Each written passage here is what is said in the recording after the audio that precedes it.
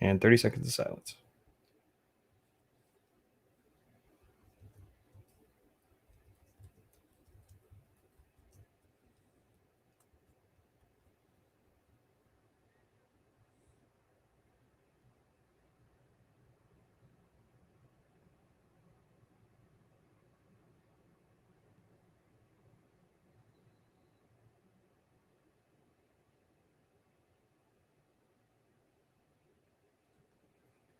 To commemorate this very special episode of the All Things Star Wars podcast, we're going to make a very special toast with a very special beverage. Ooh, what the hell is this?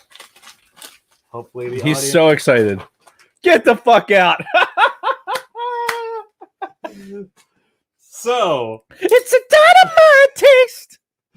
I have never had Colt 45 in my entire life. Wow. We have been talking about it for 100 and almost 60 episodes. Yep. And it's high time we had a toast with some Colt 45. So if you grab your glass.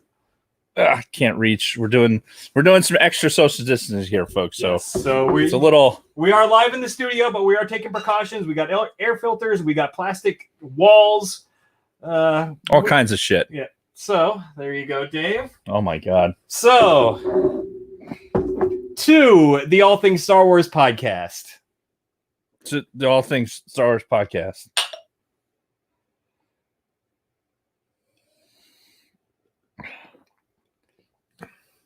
Well, it's not the worst thing I've ever had in my mouth. I was thinking the exact same thing. No, it's not terrible. Colt 45, malt liquor, Colt 45. It's a dynamite taste. So that became a bit. Oh my God. Must have been episode 2 or 3. I remember it was the first episode that Bob Healy was on. And we somehow got off on a tangent on Colt 45. I think we were talking about Lando. And that became a thing from then on. And what did you do? Okay. I just watched your screen go blank. So yeah, I can't. It feels like it's been from the beginning. And the Bob Healy episodes were like... Yeah, that was like episode 3 of the podcast. So it was way early on.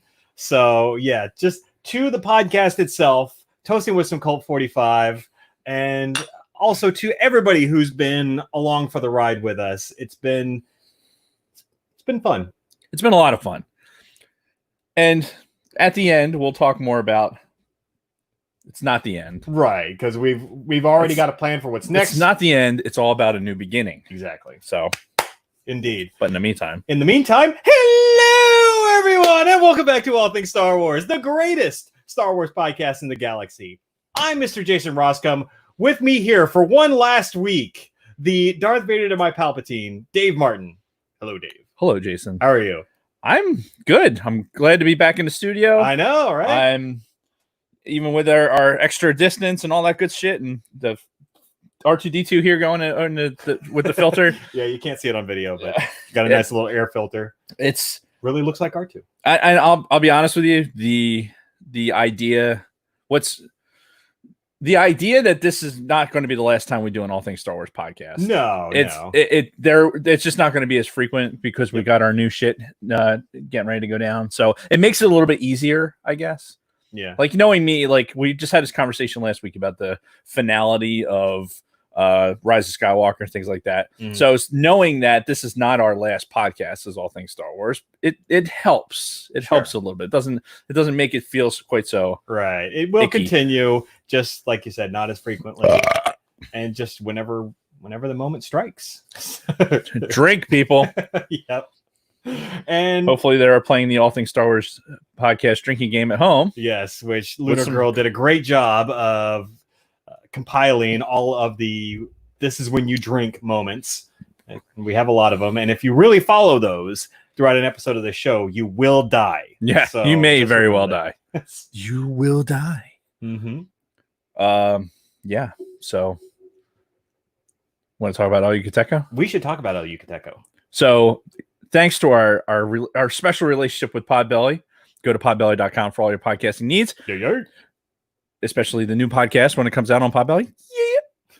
Yeah.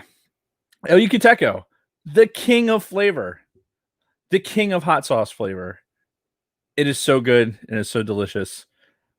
I think everyone should go out there, go to shoplucateco.com, get yourself some El Yucateco hot sauce like Jason Roskam has. Mm-hmm. Jason, why don't you tell us about how you've enjoyed El Yucateco this week? So as you all know, I've been talking about how I put a lot of El Yucateco on my eggs. I tried something a little bit different this week because normally it's just been either mix something in with the eggs or after I've made the eggs and put them on the tortilla, then pour the fucking the sauce on top. This week I went a little next level. So first, I started with the triple extra chili habanero hot sauce. This is like the super hot stuff. This is what I mixed in with the eggs. Okay. After the eggs were created, I put the cheese on my tortilla, put the eggs down. Then I topped it off with the normal chili habanero hot sauce. This is not the triple X. No, not the triple X. This is just the more green, not quite as spicy, but still pretty spicy, still pretty flavorful. And it was the perfect egg wrap I ever made in my life. No shit. Oh, so you will good. never attain that level of greatness. You realize that the standard now has been set unbelievably. Yeah. But I mean, triple X chili habanero mixed in with your eggs, top it off with some regular chili habanero. Oh, perfection. You too can enjoy this perfection. Find El Yucateco online, Amazon, fucking Walmart has it. Yep. ShopElYucateco.com. It's everywhere, fucker. And you will do it. Do it. Make the sacrifice. But it's not really a sacrifice. Not because really. You're gaining. best. You're gaining. Yeah. That's all you can do is gain from this. Yeah. And it's not that expensive either. So No. for pennies, you get the best hot sauce in the world. Agreed. And tell them Jason and Dave sent you. Correct. Or Dave and Mr. Roskam. Whatever, bitches. So we've alluded to the next thing for us, the From a Gen X Point of View podcast. Wanted to dish out a little bit of stuff for the listeners. If you want to start following us on the social media over there, that's where we're going to be doing a majority of our posting. Not that we're going to be closing the All Things Star Wars stuff, but obviously with this new venture comes more of a focus on our part on these different social medias. So do you want to run down like our Instagram, Facebook? Well, the YouTube link, I'm not going to read. And I put that in the show description. It's in the YouTube show description for the show, and it'll be in the audio version as well. Perfect. On Instagram, it's pretty easy, honestly. Mm-hmm. This is the beauty of starting something new without having to worry about royalties and a bunch of other bullshit. Yeah. You can find us pretty much on every social media outlet at Gen X POV. Just like that. All one word, at Gen X POV. That's our Facebook site. That's our IG handle. That's our Twitter handle. Done. One-stop shopping. Excellent. It's fucking perfect. And once we get to 100 subscribers on that channel, hopefully all of you can start subscribing to the other channel after the episode today, obviously. Mm-hmm. Or open up a new window. I mean, you could open up a new window, open up YouTube. Yeah, the tabs. Web browsers have the things called tabs now, Yeah. and you can just do that. So you can go do that. Go into the show description. Open up the YouTube thing with that. Subscribe. Link. Yeah. I can't. It's Cold 45. It's fucking killing me already. Fucked him up after 2 Oh sips. my god. Yeah, get on there. Let's push our Gen X POV YouTube so that we can get a decent link. It took gotta remember, we weren't on with this show, we weren't on YouTube straight away. No. I mean, we were shit. It was almost our first year before we were regularly on YouTube. I know we episode 20-ish, we started to push individual videos out to YouTube, but we weren't doing live. We weren't doing live over YouTube until I went away to fucking Mississippi right a couple of years ago. Well, yeah, and it's because you went away and we had to. I think we did do some because we were using Google Hangouts before we had gone to YouTube and all sort of stuff. So it took us a while. It took us a while to get to over 100 subscribers where we could get our own YouTube link as opposed to the YouTube C, capital U, L, blah, blah, blah, blah, blah. And we had to beg and plead. I had to offer to suck a bunch of dick. It was whether very emasculating. Whether or not he actually went through with that or not, you'll have to ask him personally. Well, you'll have to ask them personally. Well, hey now. So yeah, go subscribe to us on the new YouTube channel, the Jason and Dave Show from a Gen X POV. It's going to be great. I was actually thinking about it today too, that whole marketing aspect, because we have these shirts. Like I'm too fat to wear my fucking All Things Star Wars shirts right now. So the one thing COVID did not do for me was actually lose weight. Oh no, I'm in the same boat. And we'll talk about. It's like my metabolism fucking stopped, which it already wasn't good for me anyway.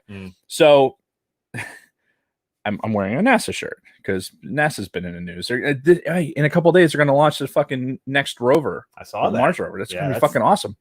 Oh man, hold on. That's a show idea for a Gen X POV. Like the whole Mars rover mission and everything. Oh, yeah. Just how fucking incredible that is when you really think about it. Okay, hold on. All right. Yeah, so I'm wearing a NASA shirt. But with the new podcast, we get our own branding rights, because we're not worried about fucking Star Wars being on there. We're not worried about fucking trademarking or any Disney coming to fucking arrest us, kick the doors in and shit. We're going to have all new stuff. It's going to be great. I'm really excited. Yeah. I'm really excited. It's good. It's going to be great. And we haven't even revealed our first logo, have we? Like, I don't think the masses have seen it yet, have they? Yeah, if they've gone to our social media accounts, they've seen. Oh, the picture? Yeah. Okay. I mean, if you look right here on I don't know if you can see it, but as I'm posting in the chat from our YouTube thing, it's actually our image, our Google image. Yeah, well, I mean, I think it's kind of tiny. That's what she said. But yeah, if you want to see it in hopefully a fuller picture, go to our social media and check it out, because we commissioned some artwork and I think the person did a very good job, and I'm very happy with this first iteration of the Gen X POV logo. So go check it out. Yes. Gen X POV on all of the social medias. Yes. All right. But back to the show. Yes, back to the show. We actually have a pretty fucking significant Star Wars news this week. So, yeah. And do we want to talk about Star Wars, or we want to open up Big Sweet's gift?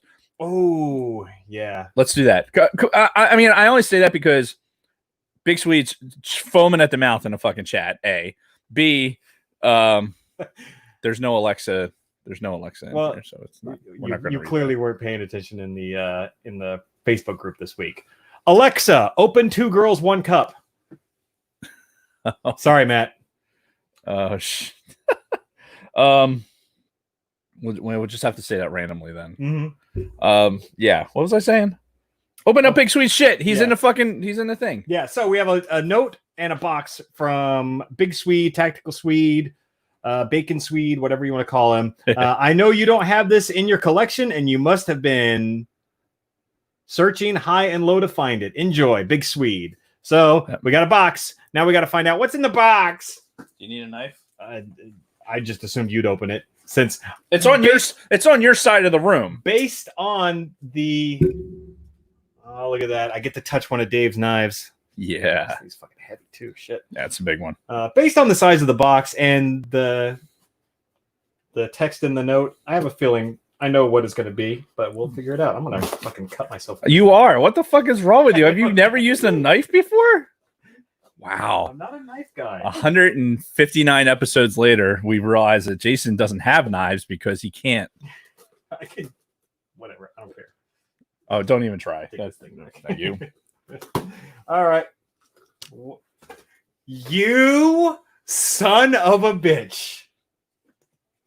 Let's see it. What a fucking troll. What? Oh, let me see it. My God. This motherfucker. Go on, let's see it. I cannot fucking believe this. You motherfucker. Oh, wow. You son of a bitch. I didn't. That. Wow. I fucking love it, though. Fucking Admiral Holdo. Purple pink. hair, her fucking self. It's not even purple hair. It's pink. That is pink. There is no purple in that. That is pink. I mean, I'm having chest pains. Oh my God. For the life of me, I cannot figure out what the fuck is he gonna. What can he possibly fucking give? Like, that we're obviously searching high and low. Not. This is probably the biggest troll I've ever had pulled on me in my life, right there. So, congratulations, yes, Big Sweet. There you go. You did it. Holy shit. It will have to have. And it's got to go into the Sacred Pops. Yeah, it has to have a place of prominence on the Sacred Pops. Jesus. What a fucking asshole. Like, so when you were going to all right, because he's laughing the whole time. He's on his pop tear right now, right? He's got all these pre-orders, and because he stopped by today to drop this off, And we were going over all the fucking pops that he's got pre-ordered and all that other shit. And I'm woefully behind. Obviously because of the edict. You know, the wife has put her fucking foot down about the pops. So this doesn't count because I didn't buy it. Right. So there you go. But the fact that he was scrolling through and saw this pop and you're like, you know what? I'm gonna get these fuckers, and I'm gonna buy a fucking pop that they would never have otherwise bought ever. Like maybe for target practice, you know, like shoot 22s at it. So if you want to know how we feel about Vice Admiral Holdo and you haven't been listening to the show for very long, just go back and listen to our review of The Last Jedi, and then about 15 episodes after that. If you paid more than fucking $4 for this, you were ripped off. I need some more Colt 45. You were, this is too much. We have to finish the bottle because it's got to go up on the wall. All right, fair enough. But oh my god, I mean, she's annoying even in the fucking box with no fucking mouth, stupid pink hair. They couldn't even fucking get the hair right. Her hair's not this color in the fucking movie. No, you're right. It's purple. It's not fucking pink. And oh my god, Vice Admiral, based on what? You're fucking the bandolier you're wearing or whatever the fuck that is on your arms. She's got like what? I don't believe that woman's ever been to military school. There, look. If you look in the background of the pop, you see the Phasma like kind of in the background. Check it out. Oh yeah, what the fuck is that all about? It's probably an ad or something in the back. Fuck you, dude. Jesus Christ. Like, did you put it all the way up to the fucking camera? I did, but you can do it too. God, Big Sweet is a jerk off, says Admiral Holdo. Oh, he said in the chat he was considering getting this Rose Tico. I think this was worse. This is definitely worse. Whatever you want to call it. This is definitely worse. Because Rose is Rose, right? At least she had. Oh God, we've made our feelings about Grand Admiral Purple Hair and her position in the military. And you're right. I need to wash this out with some fucking Colt 45. Yeah. What would Lando say at a time like this? All right. So anyway, we do have some Star Wars news. That we want to get to, and this is big because we kind of assumed this was going to happen with COVID going on and everything else, and the fact that they announced that we had these new Star Wars and Avatar movies coming, starting for the Star Wars movie in 22, right? December of 2022. They announced this at some point last year. No word as to what this movie was going to be, whether it was going to be the Shithead Johnson's fucking trilogy, which, oh, by the way, I have a new goal in life. Okay. I've decided for Rian Johnson, because he's a pudgy little piece of shit. And as long as I, continue exercising and doing everything, I'm going to outlive this son of a bitch. The day he dies, I'm going to find out where they bury him. Maybe a week later, I'm going to make sure that I'm still alive so I can go and I can piss on his gravesite. That is my new life's goal. You've heard it here first, kids. Is to outlive Rian Johnson and go and piss on his grave after he dies. Even if it takes me to the age of 95, I'm going to go and I'm going to piss on Rian Johnson's gravesite. How old is he? He's like a couple years younger than us, I think. What the fuck? Yeah. But again, he's a little pudgy looking bastard. So I don't foresee him, being that old. And plus he works in Hollywood. I'm sure it's super stressful, not good for your blood pressure or your heart. So speaking of fucking sidebar, people are dropping like flies like recently, like not even COVID related, exactly, just fucking like Regis Philbin died. Yep. And granted, he was 88, 89 years old. I'm like, so, and that's the thing. Like Kathy was saying, well, what did he die of? I'm like, I don't know. He was 88. Yeah. I mean, he died of old. Yeah. He ran out of heartbeats. I mean, that's just fucking, that's just how it is. But just noticeably, like watching people, we talked about Grant Imahara last week, and he had an aneurysm, obviously not COVID related. Yeah. Like, so these deaths, whether they're, I don't know, it's just circumstantial. Like maybe we would take these more in passing if we weren't like sheltered and like living our lives through social media because we can't do anything else. But yeah, it just seems like there's a lot of deaths out there. Like it. This goes back weeks now. Like if you look back to like what's her name, Naya Rivera from the Glee star that fucking drowned in a fucking lake. Just some random shit, nothing to do with COVID, except probably for the fact that she was so fucking bored. She's like, I'm gonna go rent a goddamn boat and just go out on the lake because I'm so fucking bored of being stuck in the house. The Luna Girl put in there Olivia de Havilland, 104 years old. Yeah, the Gone with the Wind actress. All right, like Kristen was telling me this actually. She's like, "Oh, this lady did." I'm like, "Who the fuck is that?" She's like, "She was in Gone with the Wind." I'm like, "People from that are still alive?" Yeah, that's crazy. Like, 104 years old. What'd you die of? Fucking of 104 years. Stepped in front of a fucking bus. That's what happened. Right. Like, I can't take it anymore. I'm just gonna fucking jump in front of a bus. Oh yes, the Fleetwood Mac guy fucking died too. Yeah, it's fucking depressing. But he left the band before they actually got good. So this started with Jason pissing on Ryan Johnson's grave. Well, it actually started with the Star Wars news, which That's we right. still haven't talked about. So anyway, we didn't know if these new Star Wars movies were going to be Ryan Johnson's, the Taika Waititi. We know he was given his own Star Wars movie. I think it was originally supposed to be the Game of Thrones guys, right? But then they'd be like, "Yeah, Netflix has given us a shitload of money, so fuck off." So they beat feet out of there. I was really confident with them and their ability to do a good Star Wars trilogy, but now that they left and they fucking just left us high and dry, fuck those fucking guys. I don't give a fuck anymore. They can suck a dick. What was I talking about? Oh yeah, fucking Haldo. Just we now have the Haldo maneuver where we get distracted by something because there's some fucking pink-haired fucking broad sitting in the studio now. Yeah. So anyway, fucking jerk off. The news is that Disney has pushed all of these movies back a year to include the Avatar movies. Like, I think the first one is almost done with initial production, but COVID being what it is. So this now puts the next Star Wars movie to December of 2023. So at a minimum, 2.5 years until we see another Star Wars movie on the big screen. So this is going to be the biggest gap that we've had since Force Awakens came out. And it's pretty crazy.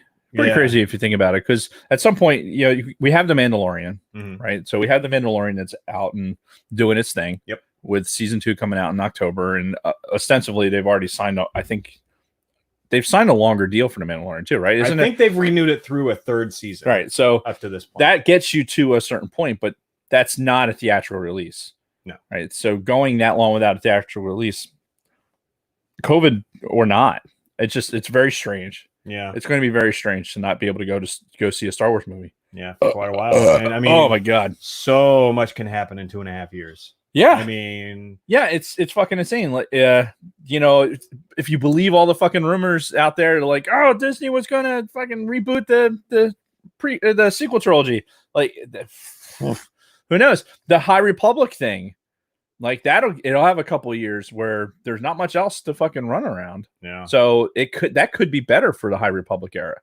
Could be. It could really highlight that. Those people that are writing those books and everything else. Well, especially if they actually make good stories. Yeah. And which would be awesome. Yeah. But regardless.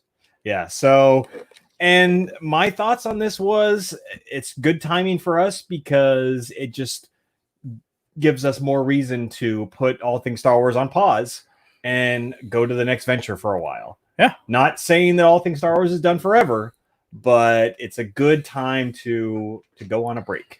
Yeah, I agree. Yeah. So that's really the only big news from the week. I mean, there's so much clickbait all over the place, and don't believe a fucking word of it. Nope. I guess the big thing now is, Kathleen Kennedy's getting fired, and they're hiring George Lucas to run Lucasfilm. That will never, ever happen. If you believe that, you're a fucking moron. Yeah. And don't listen to our show. That's one of those where I'm willing to bet that when Lucas sold the franchise, that there's probably caveats in there that said that he can't come back. Because would you want to have that? Would you want to have that like little bit in there where he could fucking stroll back into it? I'm not saying he can't be on the set, and not saying he can't be a creative influence, but to actually come in and affect one of the movies, I think they'd be foolish to let that fucking happen. Yeah, that's got disaster written all over it, and it's not going to happen. So. And thank you, Isaac in the chat, who's been a mainstay for us for damn near the entire duration of the show. Says that we are the only good Star Wars pod, and he'll wait for new episodes. There you go. Thanks, Isaac. Moving on, do we want to just start getting into our week? Yeah. Actually, you did have a note in here about October. Oh, fuck it.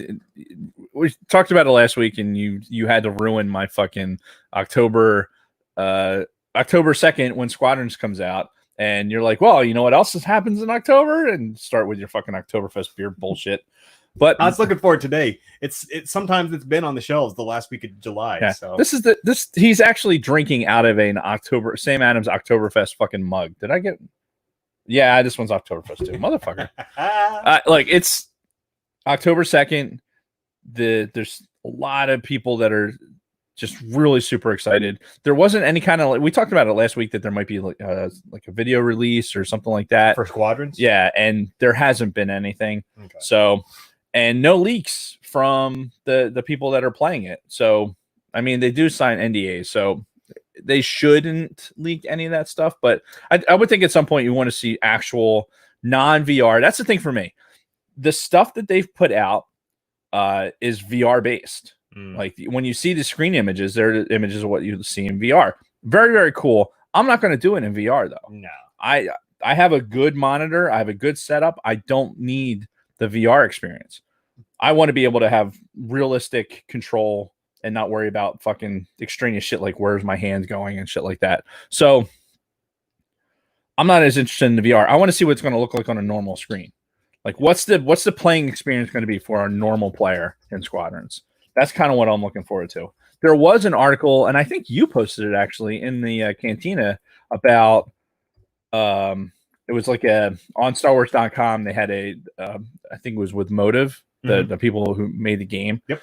And they were super excited about all the fans that have been like, oh my God, it's going to be so fucking great. Like the influences from the previous games and things like that. It was a neat little article. Didn't really give us anything. Yeah. I think the main takeaway for us older Star Wars gamers is I put it on there for you. Especially. Yeah. The X-Wing versus TIE Fighter fucking basically that gameplay. Yeah. Is think of it as a foundational piece. It's not you're not taking elements from one of those games or another, but that playability is something that they were striving for, just bigger. Yeah. Bigger. And they also made a comment too about it not necessarily being a simulator, but being more closer to a simulator than just a playable arcade game. So good stuff. Everything that I'm hearing about it is positive, which is scary, right? Because then like, oh, it's going to be so great. It's just setting you up for failure. Yeah. And you and I both know manage expectations is not a thing that we do. That's just not a fucking thing that we do. It's one of those do as we say, not as we do right things. Right. Because we did this whole fucking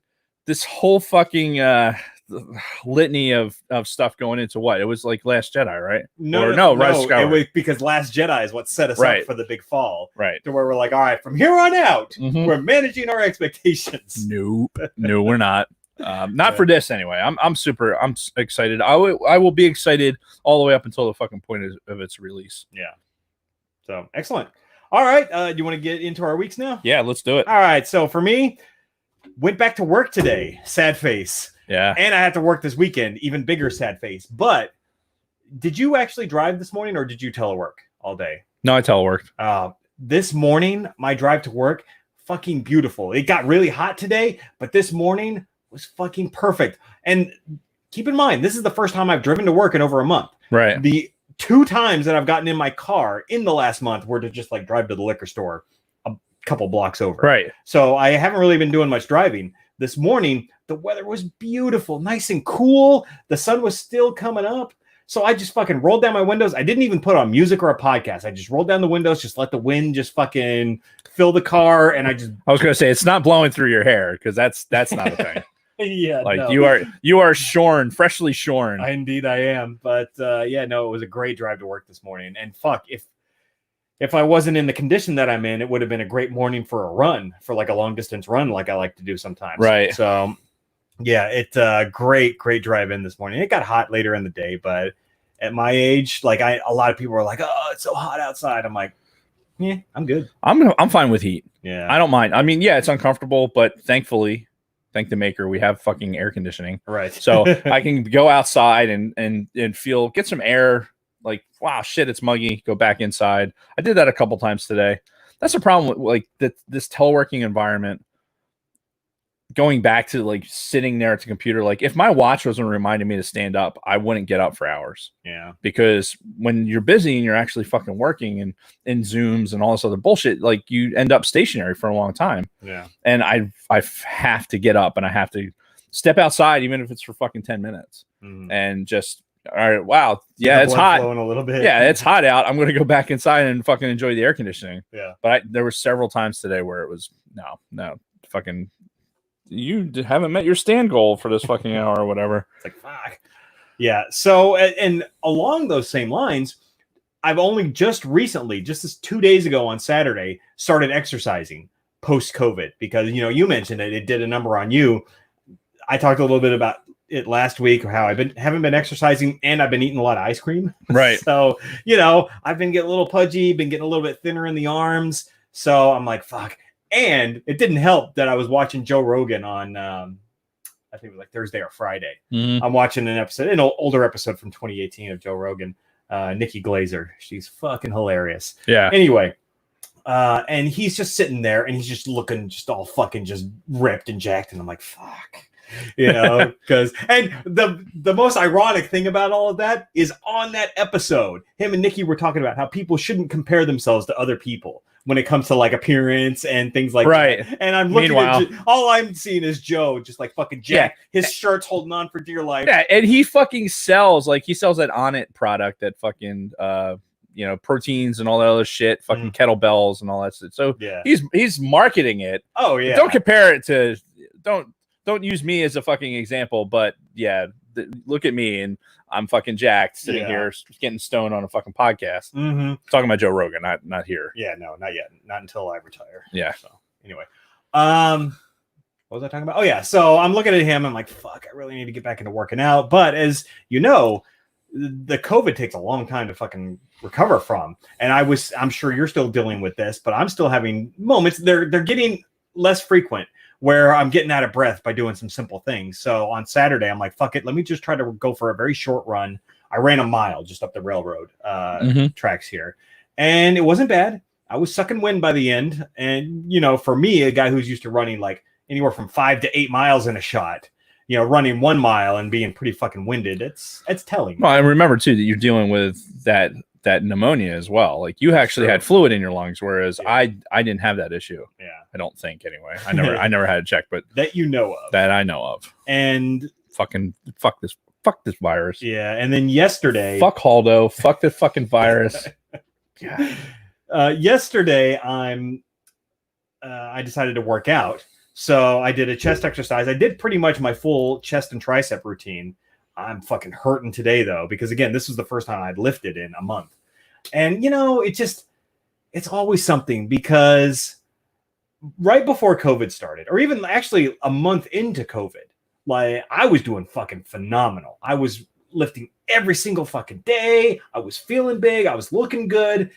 COVID hits. I'm still working out at home. And then we had that period after about a month where we talked about it here on the show, where I like just got this big wave of depression. I got real fucking depressed. I stopped working out, and it took me a while to get over that. Finally got over that, started getting back into working out. I'd been doing it for a little over a month. Then my dad got here, and then we immediately got COVID, and I've been out of it again for a month. So yeah, it's tough, man. It's tough trying to stay in any kind of routine when you have all kinds of shit like this going on. IVOG once again didn't make it to my week. Sorry, Ivo. He had to bounce again. That's too funny. It's late. It is late out there. So yeah, but I am back into it, and it's going to take some time. It's going to take probably a couple of months for me to get back to where I wanted to be, and I still haven't hit like my ultimate goal, like where I wanted to be physically and all that. But hopefully. Well, you have the long-term goal now. You have to outlive Ryan Johnson so you can piss in his fucking grave. That's going to be like pinned in a fucking mirror. Like every time you don't want to go out, you have to look at it and fucking go like, just fucking, I need to live longer than this motherfucker. Yep. So that's good. That'll be good motivation for me. So speaking of COVID, Kristen and I tested positive. We had to test all 3 of the boys last week. Like this was required by their doctors and everything. Right. Fucking got their tests done. Got the results back almost immediately, because I guess doctor prescribed tests come back within the same day, whereas opposed to these free drive-up tests are what takes like a fucking week now. 2 weeks. 2 weeks it took my fucking in-laws and my wife to get it. 14 fucking days. That's fucking stupid. It's completely retarded. And by the time they fucking actually, based on the timing that they recommend with the 10 days and the 14 days, all that bullshit, they were asymptomatic. From their exposure to me, they basically ran out of time anyway. So they didn't even need the fucking test. I mean, it's nice to have it. So now it is negative, but like, what the fuck? How would it take so goddamn long? And getting the doctor prescribed one too, to me seems really like, I don't know. It really seems nebulous because it all depends on where you go. Like, where'd you go? For the boys, I don't even know. I was actually back to teleworking when Kristen had to take them to the testing site. So I don't know. It's just, that's one thing. Like in New Jersey, I was watching Governor Murphy. He was on. I think it was last week before the weekend, and he was mentioning how there's test availability all over the fucking place, but the nationwide getting the results back is taking time. Meanwhile, you go up to the fucking base for everyone that needs the fucking test, like needs to find out that day, you can get it back in 2 hours. So that capability is out there. Yeah. Like you can go and put a crew and say, okay, these guys are going on a crew rest. They need to get tested. Boom. They're clean. They fucking quarantine themselves and then they go fly. Yeah. Cause I mean, that's gotta be what, like these athletes who are actually playing like the women's soccer and all that shit that are getting tested every single day. That's gotta be the test. Well, national news, it was, the Phillies and Yankees were supposed to play tonight. The Yankees were supposed to come into Citizens Bank Park, and they had to cancel the games because the Marlins, who were just in town, fucking 14 players tested positive. Holy fuck. And what's fucked up is they texted each other in the morning of the game on Sunday, and basically in a group text said, hey, you know what? We're going to go ahead and play the game, without knowing that they probably were going to test positive. So now they compromised the fucking Phillies players, so now they can't play. The Yankees aren't going to come into town. It's like a whole fucking thing. I think we talked about it a little bit last week. And of course, it was fucking Florida. Thanks, Florida. Yeah, fucking yeah. You can't just keep your fucking bullshit in your own goddamn state. You have to come to our fucking state and fuck with our happiness. Yep. But we had a conversation about the NFL and whether the NFL is going to come out and everything else. Like, this is. Big Swede brought it up today. This is like the trial run for whether or not you can do sports, like outdoor type sports and anything else. And baseball is probably, from a contact perspective and actual like proximity to other players, it is going to be the safest, air quote, of all these sports. Yeah. And if you can't play baseball games with any consistency, what the fuck are you going to do with football? Yeah. When you're inches in front of somebody else's fucking and that's face. What I was saying last week. Like if like say a defensive lineman has COVID going into this game, by the end of the game, every offensive and defensive lineman are going to have COVID. Like, yeah, there's no fucking. I mean, obviously, selfishly, we want fucking football, right? We want our fantasy football. There's entertainment value there that we've been. I don't know. Not that anybody's keeping it from us, but like the reality is. We're not going to have that. So what I miss. Bronco Fett still getting Governor Murphy and New Jersey stuff to his Hulu. That is awesome. God, I wish we had like some accountability for that.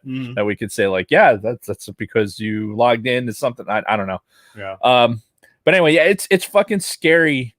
The normalcy of the virus and the fact that like, okay, let's start getting into some restart, and then boom, all of a sudden it happens. It's just fucking So to kind of wrap it back around to my kids' test, they all came back negative, right? Just like everybody else in your house came back negative, which is fucking weird because we know how easy this fucking disease spreads. So I'm honestly shocked that my kids didn't get it and didn't come back with any kind of positive test. It's got to be, there could be a kid thing. We don't know. There's not enough data. Yeah. And it's just going to take time for this data to show up. Remarkably, from when I was exposed to you here in the studio to when I was symptomatic to the time that I got my test back and really was isolated in my house for those 2 weeks, there was exposure. There was potential for that to happen. So And the fact that they came back negative too is good. It means the protective measures that we took meant something. Yeah.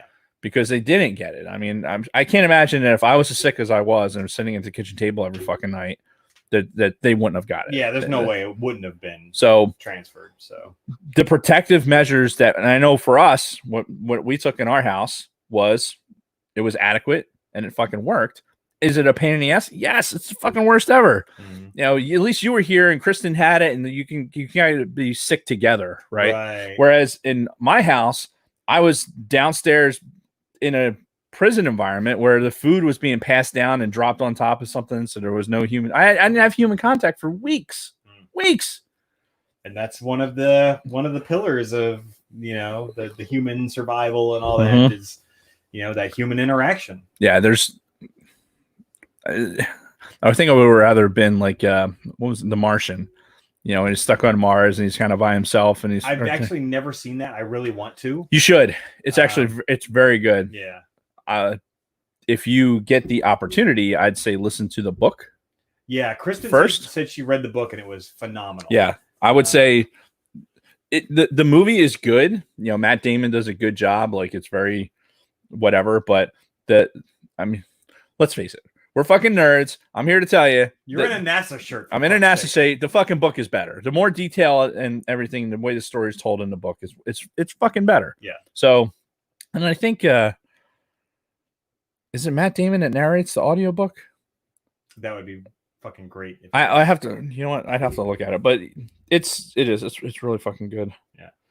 So, and real quick, just to kind of end this, I don't want to make this the fucking COVID episode, but I can't. Every episode's a COVID episode. I can't with the fucking idiots on Facebook and the goddamn conspiracy theories. And I'm not talking about you, the Bronco Fets of the world, who just don't want to be told that you can't fucking provide a living for your family and that you have to wear a mask regardless. Like, I understand where you're coming from with that. I'm talking about these fucking people that are posting all these goddamn conspiracy theories related to COVID all over social media. The biggest one I'm seeing is like, oh, this is the one that everybody's leaning. Like, oh, guy has a car crash and they call it a COVID death.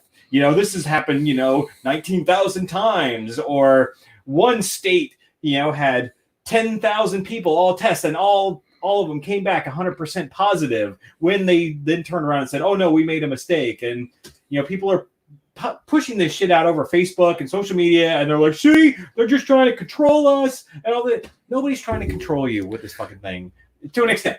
Like, I understand people are trying to control as far as like, hey, we got to shut down businesses because we don't want this thing to spread.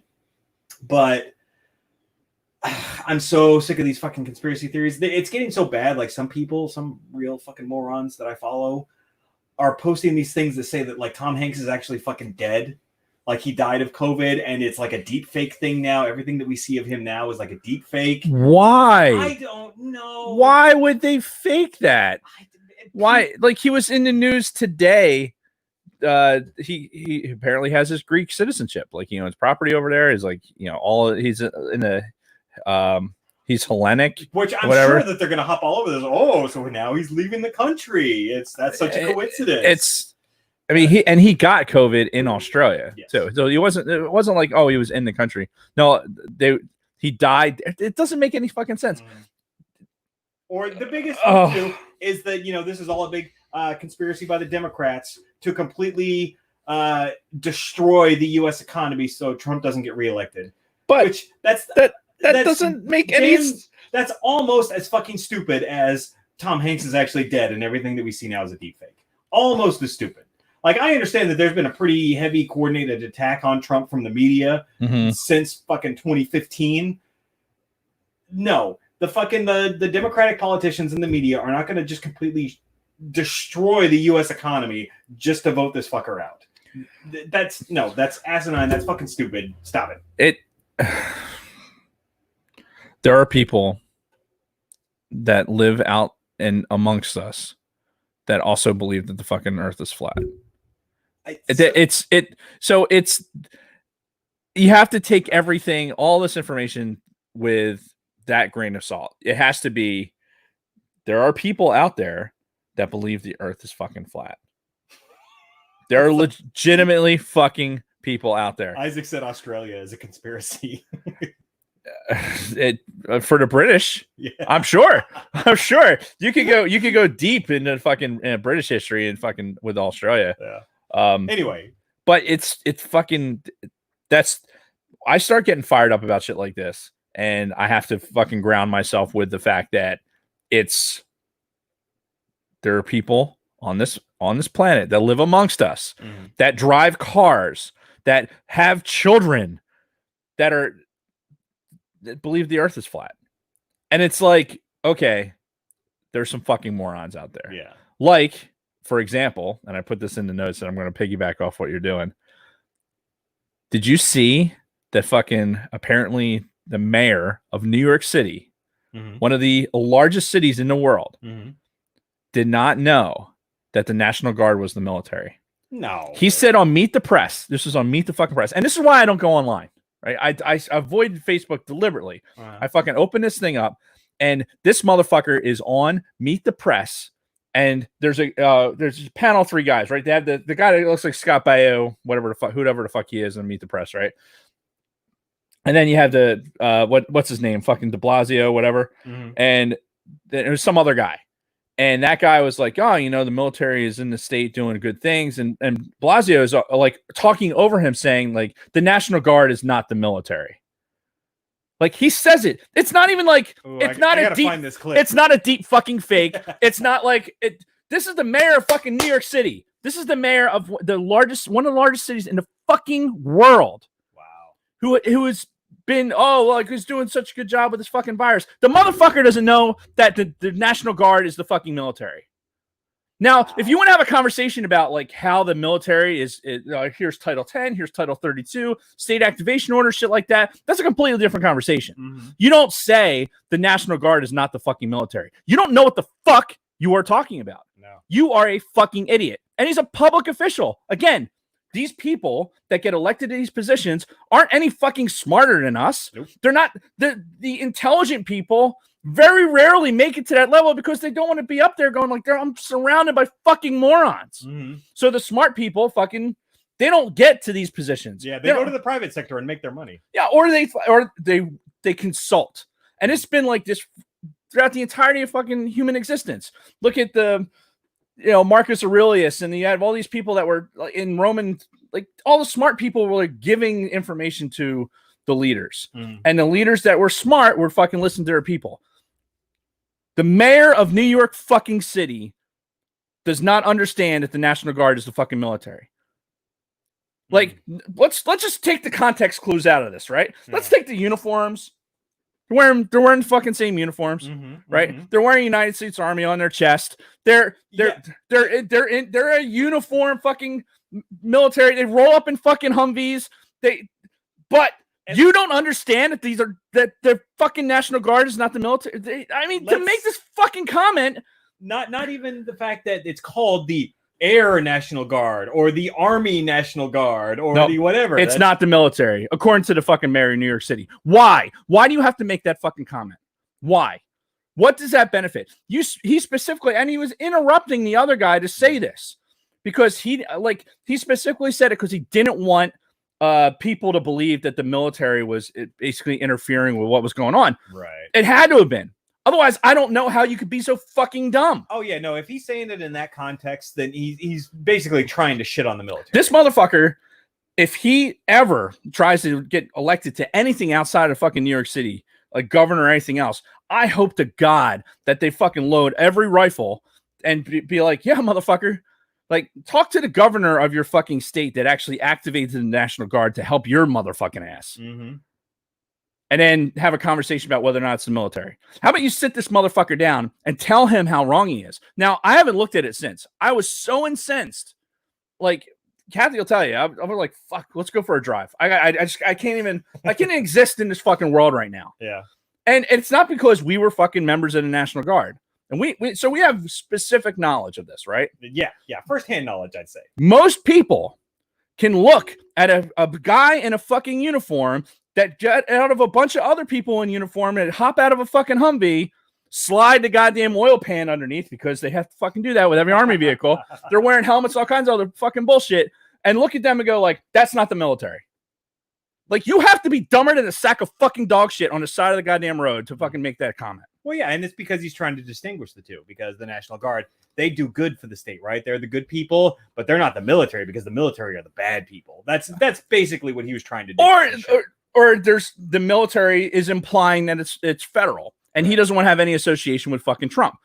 Whatever your agenda is, to fucking spout out something that's so wrong and so fucking obviously wrong, you're a fucking idiot. And if he's not being lambasted by his own fucking constituents for something like this, if there's a line of people that say like, yes, you're absolutely right, it's not the fucking military, all you motherfuckers need to go. You need to fucking go. Go get on a fucking iceberg. I'm going to push your asses into the fucking, global warming? Yeah, get on this fucking iceberg. I'm going to push your ass out there. Good luck.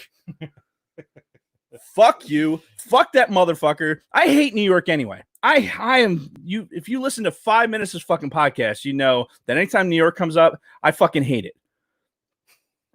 I hate the city. I hate how many fucking loyalists there were in fucking New York City during the Revolutionary War. I hate the fact that they fucking decided they were going to put the capital of this country in New York City with all those loyalists and everything else. All these fucking people that were shitting on the colonials, the colonial Continental Army, and all of a sudden, well, yeah, we won. Oh, we're all changing our tune and everything's fucking great. Fuck you. Fuck that fucking city. I hope it fucking sinks into the goddamn ground.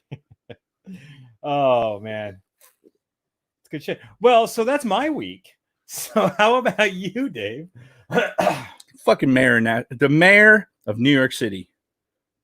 Yeah. I want every one of you that's listening to this right now, I want you to Google that shit. See the thing on the Meet the Press and listen to it for yourself. And then see what the retort is. Like, is there a response? Did somebody call him out on his bullshit, or did it just go? Because it was on fucking the Communist News Network or whatever the fuck it was on. Yeah. What's Meet the Press on? NBC or something? Whatever. I want to say that's NBC. Whatever. For sure. I don't watch this shit. Neither do I. Because I get like this. Because of things like this. I see some dumb fucking shit, and I can't not fucking hold my shit together. Mm-hmm. I want so badly to just unload on people, and I have to step away. I have to again repeat the mantra. There are people living among us that believe that the fucking earth is flat. And some of these people probably are in public, they're public servants. Because it's localized government, people move up and blah blah blah.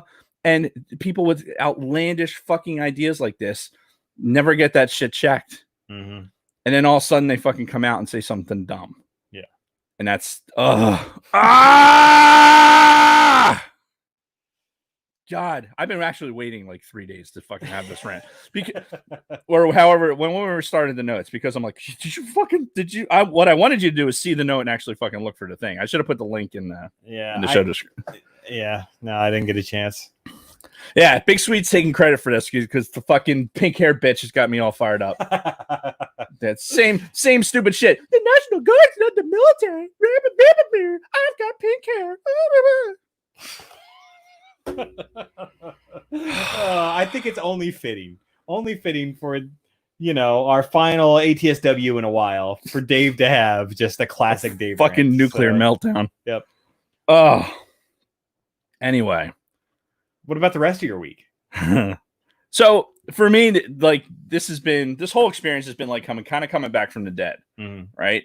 Trying to catch up on all this stuff, like because I think anybody who listens to the show knows that I tend to keep myself fairly busy, right? I usually got a lot of plates spinning, and because I was sick, I didn't realize. I think I said this last week too, but I didn't realize how sick I was until I was better.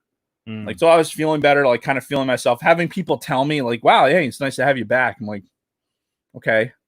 Like, I didn't feel like I was that sick, but then go back and look at it. It's like, yeah, I was that sick. So trying to play catch up on things like, a lot of shit, finishing up school. I am officially done. I'm officially done. Did you finish your project? Everything's done. Nice. Yeah. I got an 88 for the last fucking self, and it's, fucking yes. Congratulations, Thank you. Dave. Thank you. Good job. 13 years. Wow. Or no, 17 years. 17 years it took me to get my bachelor's degree, kids. it can be, if you're out there and you're wondering, I'm knife handing unnecessarily. Yeah. But if you're out there and you fucking feel like, I could actually, I could make my life a little bit better if I finish my degree or something like that. But I don't have time to whatever. 17 fucking years. That's how long it took me. 17 fucking years. Yeah. If it can take me almost 2 decades to get it done, anybody, you can do it. Yeah. You can do it. You're smart enough to listen to an intelligent podcast like this. You too can fucking get out there and get your degree done. Yeah. I'm not being facetious. It's like that's legit. Okay.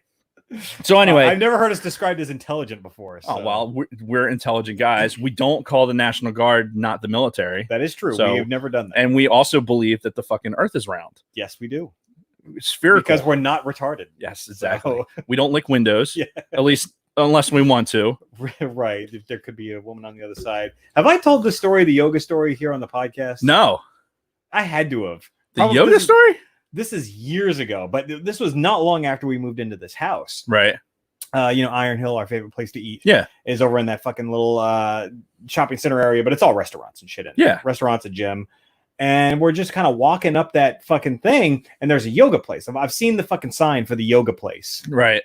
Yoga, not yogurt. Yeah. Not like froyo. Yeah, no, yoga. Yoga. Where you go in, you stretch, you do all kinds of bends and stuff. Right.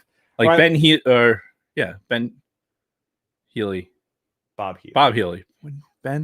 Bob Healy. Anyway, so we walk past and we're looking at some stuff. I see the lights are on. I see some people kind of mingling around in there. I'm like, okay, whatever.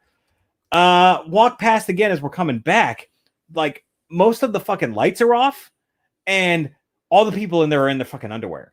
Like women too. And these are all like young, like 20 and 30 something. Yeah, that whole development, people. Like all those homes are all like kids fresh out of college that are working in the city. And there's a bunch of dudes and chicks in there, like in their fucking underwear doing yoga. Like legitimately chicks in their fucking bra and panties. And I'm just like, what is this? Big windows, with the big window, like open to the whole world to fucking see. I'm just like, okay. I mean, I'm not complaining, but I was not expecting this. So we, I guess it was around the same time when Healy was on the show when we went and did when we did his yoga. Yeah, we did the fucking hot yoga. Yeah. Holy fuck, man. That sucked. Oh my god. That was rough. Like I feeling so inadequate too because Bob Healy he was in training, like he was taking his last test to be a yoga master or whatever. Instructor. So, and we were like, he needed people to go to the class. So we're like, okay, we'll go. And dude, fucking brutal. Absolutely brutal. Yeah. And everybody else in there was like, we're handling this and downward dogs and all that shit. And Jason and I are fucking sweating our goddamn nuts off. Mm-hmm. Just like, what have you gotten us into? And he's like, maybe, Healy after the fact, like, maybe it was, probably we shouldn't have done that as your first one. Yeah. He's like, we got a beginner class and everything. It's like, oh yeah, really? Yeah. That's fucking great. Anyway, I hope you were drinking because that was definitely a sidebar. Yeah. It was a good experience though. So anyway, carrying on. Already mentioned, it's coming back and getting shit finished and trying to do all that. But yeah, it's like being back from the dead. It's like it coming back into the world and having like being cognizant of your surroundings, shit like that. Talk about driving. So my daughter is out of state college, right? Mm-hmm. And what year is she in now, by the way? She changed her degree. She's a junior right now, like a super junior, because it's a whole thing. I don't even get into it. It's a whole thing. She's a kinesiology major now, so she kind of kinesiology, like physical therapy, stuff like that. She started today at a rehab place for like an internship. Yeah, it's nice. A paid internship. Making more than she was making at Lowe's, and she started today. So congrats, Kane. Yeah, good job. But I am a little disappointed to hear she's getting out of the TV production and all that stuff. Yeah, I think she had reasons. For doing it. No critique, just sad. My dad actually had fucking texted me. He's like, "Hey, can Kate come by the thing for this because there's something going on with the church or whatever?" And I'm like, "Dad, she's still in state college. Like that's like she lives out there now." Mm-hmm. So in doing that, she got a new apartment, right? I think I told her about it on the podcast. She had issues with her roommate. Yeah. Way too long of a story, and I'd probably be violating some sort of fucking thing by talking about it in too much detail. But she got a new apartment. Mhm. You know, 1 bedroom. She's in there by herself. Nice. But we had to close out the other apartment. Now, she was the weekend that I was fucking sick, right? I was supposed to go out there and help her move. I couldn't do it. I was fucking sick. I was in quarantine, right? So her boyfriend, who they're not listening. So I met the boyfriend this weekend, by the way. And is this the same guy from months ago that you were telling me about? Yeah, this is he's a fucking physicist. Like he's going for his doctorate in as a physicist. Nice. Hey, I mean, if she's gonna have a boyfriend, dude, that's the one that you wanted to have. Really, a really nice kid. I'm not even gonna talk about that too much to embarrass them, but he moved everything. Like they got a U-Haul. He fucking put everything in there. Kate threw her back out, so he ended up carrying all this fucking shit. So shut up. Mr. I only have fucking boys. Yeah, what can you do? Yeah. So I go up there this weekend. It's like, okay, she has to turn in a key the end of August or end of July. And Kathy wanted to get up there to fucking make sure that the place was clean. Sure. And she went back to work. So I was available this weekend to go do it. I hadn't driven I didn't go anywhere. I haven't been anywhere since I was fucking basically in the studio. Yeah. And the only time I drove from when you had gotten sick, I drove here, and then a week later, I drove to the fucking testing center. Okay. That's it. Cars fucking sat there. So I went from not driving at all for over a fucking month to driving fucking 7 hours in the space of fucking 24. Yeah. Really, really nice drive. Follow me on Instagram. I took some pictures, flew the drone, did some other stuff. Yeah, that drone footage was really good. Yeah, it's fun. It's so much fun. If you have the means, I highly recommend it. Isn't that how Ferris Bueller says it? I was trying to say it like Ferris Bueller says. I haven't seen that movie enough times. Oh my god. So anyway, I drove back. I couldn't find I was driving through. It was raining, right? And in New Jersey, you need to have your fucking headlights on when the wipers are on. I couldn't figure out how to turn my fucking lights on. I'm like driving. I'm like, how the fuck? Like I'm looking at the knob and the knob's like not making sense. It's like my house was in a hieroglyph. I'm like, the fuck?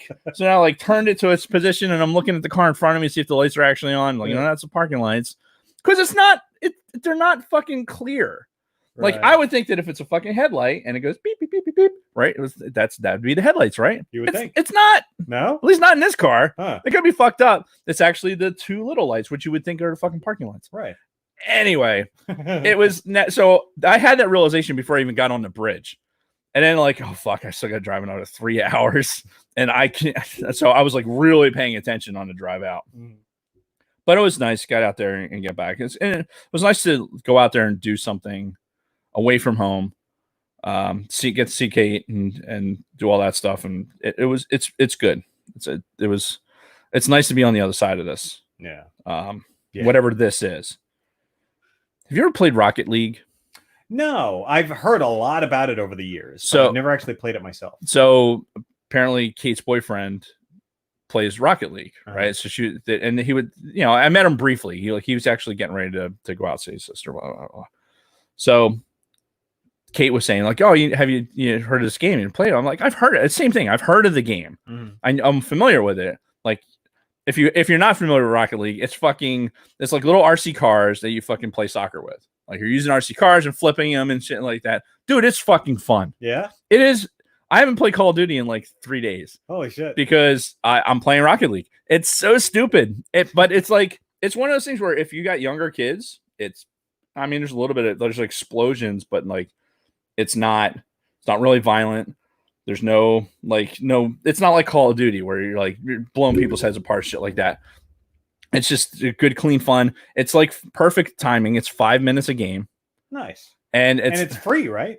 Well, right now, so I got it for like $20 for the Xbox, but later in the summer, I think in the next few weeks, it's actually going to go free to play. Okay. Kind of like how Warzone was for Call of Duty. Yeah. So I whatever. I wasn't waiting to spend spend $20 and $20 is nothing. Yeah. To play a game that I was actually is engaging and is a good, if I'm going to, we talked about my ADHD, where I don't have the attention span to fucking sit there and play through a long game. ADD, ADHD, whatever. But hang on. Bronco Fett says, dude, I searched from a Gen X point of view. First item was the holiday special. No joke. What? How to searched it on what? On YouTube? That's fucking crazy. Oh my God. Yes, please elaborate. That's fucking hilarious. Yeah, Big Sweet saying his kids are nonstop playing Rocket League this week. I don't know. It just kind of popped into my life now, and it's like, oh, okay, I'll play this.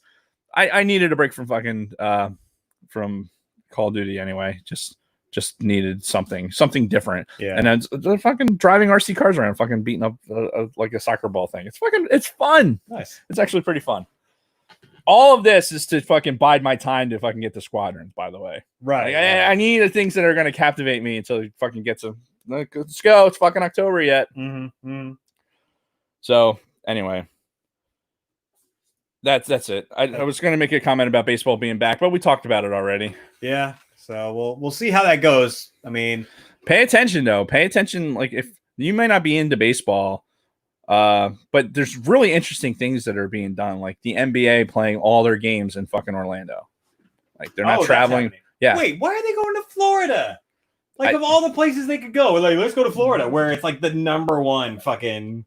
Dude, I would imagine that it's probably like when they logistically were doing this, like Florida wasn't the hot spot that it is. Right. So they're like, okay, where could we go where there's availability of courts and everything else? Because they have like this Wild World of Sports center that's down in Florida. Mm-hmm. Like they play like Little League will have internationals down there. They have all kinds of indoor stadiums and shit like that. So there's a lot of like availability. Mm-hmm. There's hotels that aren't being used right now, or not as much anyway.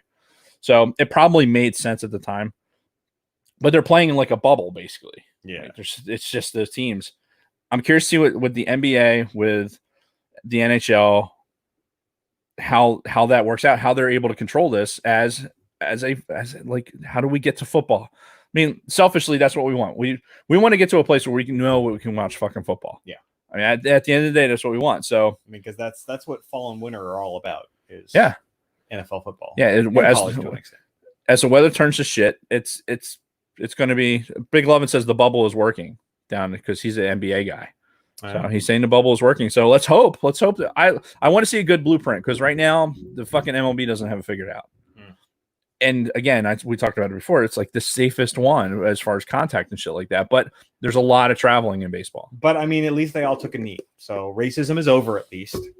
So solved. Not really.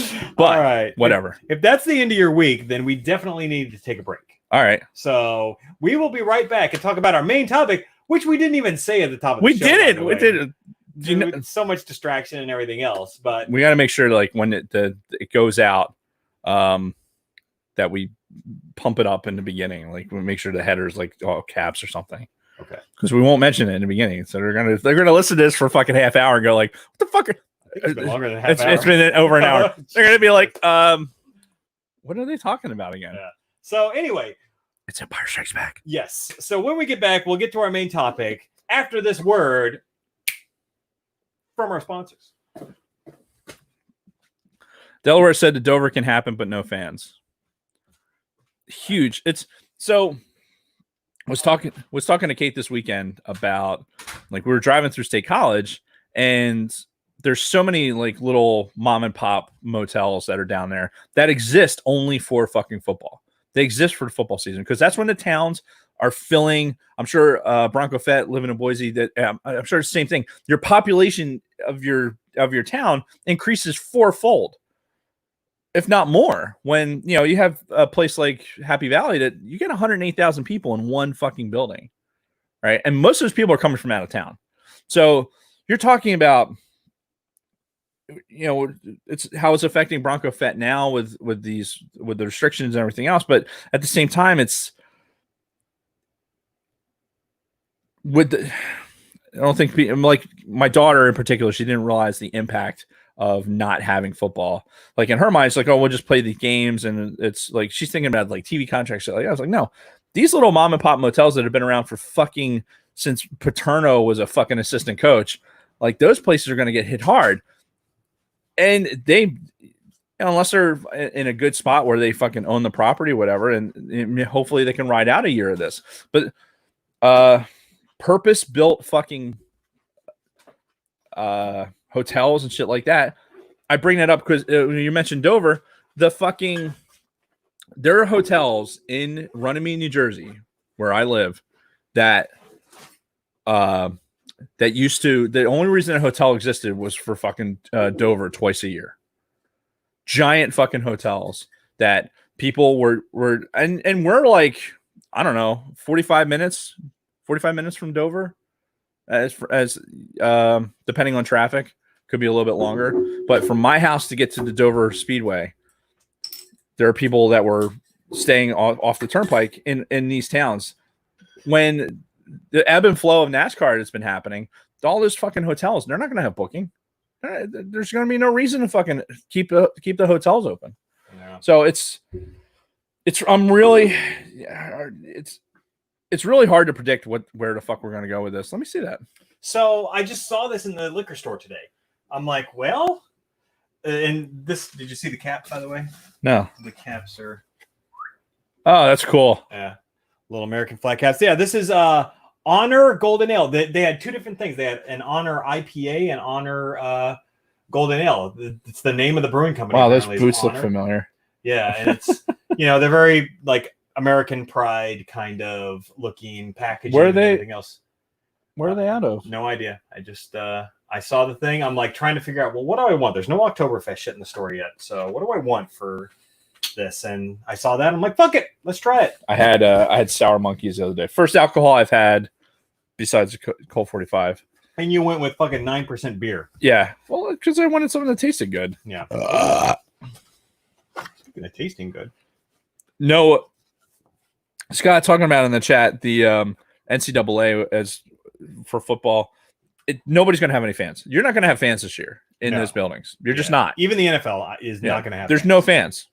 And, I didn't bring it up in my fucking week, but with baseball, they have these fucking cardboard cutouts. No, you don't. You don't need it. Don't need cardboard cutouts in the fucking stands. Well, I mean, it's fucking redonkulous. I'm curious how much they're going to crank up like the fake crowd noise, because the women's soccer has been doing that. Kristen's been watching the women's soccer tournament. It's weird. It's just a little strange. But I mean, it's background noise, right? So you get used to it. Yeah. Does it say where they're out of? It doesn't. We'll have to go online. There's a I gotta use the head. You do that. All right. Gunnery Sergeant Aaron M. Knefic. Is this a description of somebody a fallen guy? Brewed and bottled by Honor Brewing Company, but it doesn't say where the fuck they're from. HonorBrewing.com. It's good though. This is their golden ale. Tastes really fucking good, I gotta say. It's a 4.9. That's not bad. But yeah, the women's soccer finals were actually last night, I want to say. Kristen's been really into it, and I have nothing against it. It's far more interesting than the men's soccer, I can tell you that much. It's fuck men's soccer. But yeah, no, it was cool. I think the team that she didn't want to win. Apparently, Kristen has something against Texas, and one of the Texas teams was in the finals. Fuck and Texas. What the fuck is wrong with Texas? Why does everybody gotta hate Texas? Apparently, you didn't spend enough time in Greenville. I spent a lot of time in Greenville. Yeah, I know. Apparently, it wasn't enough. Like Whatever. Honestly, unless you're in Austin, like none of those towns. I don't want to be anywhere in Texas. Like I legit don't want to be anywhere in Texas. Austin, tolerable. Sidebar. We're not even live yet. One of the things that happened during COVID is I lost my sense of smell. But to go along with that loss of sense of smell was also every once in a while, I will always smell like the same thing. It'll be this weird kind of rusty smell. Nobody else can smell it. It's just for some reason, like the fucking sensors in my nose, like go into some kind of weird overdrive, and it's telling my brain I'm smelling this weird rusty smell. And at first I'm thinking, okay, maybe it's something from my new computer, like maybe the coolant from that. But no, I smell it when I'm laying in bed when my computer's off. I smelled it at work today. I smelled it just now as I'm drinking this beer. So something is wrong with my nasal sensors, to where every once in a while I will just smell this same strange rusty smell. Or it could just mean I'm having a stroke, or I'm going to have a stroke any second now. So remember that how the olfactory system works, right? You have the smell input it's basically like when you smell a fart or something like that, you're smelling shit. Like shit's actually going into your nose. That's what you're smelling, right? There's material. So what's happening to you in your brain when you lost that sense is that whatever connection that had for your respiratory system, probably because it's like just trying to breathe anymore. And it's like, fuck differentiating what you're smelling. Because when you smell, you're trying to make sure you don't, like, as a human, as this machine, right? Why do you have a sense of smell? Well, that's so you can not eat something that's going to kill you. Right. Like if you smell rotting meat, that's a particular thing where your brain goes, yeah. Right. So it's all how your brain interprets that. So I think they're going to find with this virus that I think because it affects your respiratory system so much that shit like smell, taste, like there's two things that are very interconnected. Oh yeah. Yeah. So, but I never lost my taste. That's the funny thing. Kristen lost both. I only lost my sense of smell, and it's come back for the most part, but I still, every once in a while, I'll just randomly out of the fucking blue smell this same weird rusty smell, no matter where I am, no matter what I'm doing. And it's fucking odd. And I know all it is, it's just like something going on. Like my fucking, my N1 sensor is fucking just going haywire. Yeah, and that's exactly what it is. Like that's my entire fucking nervous system is like that for pain response and all other shit.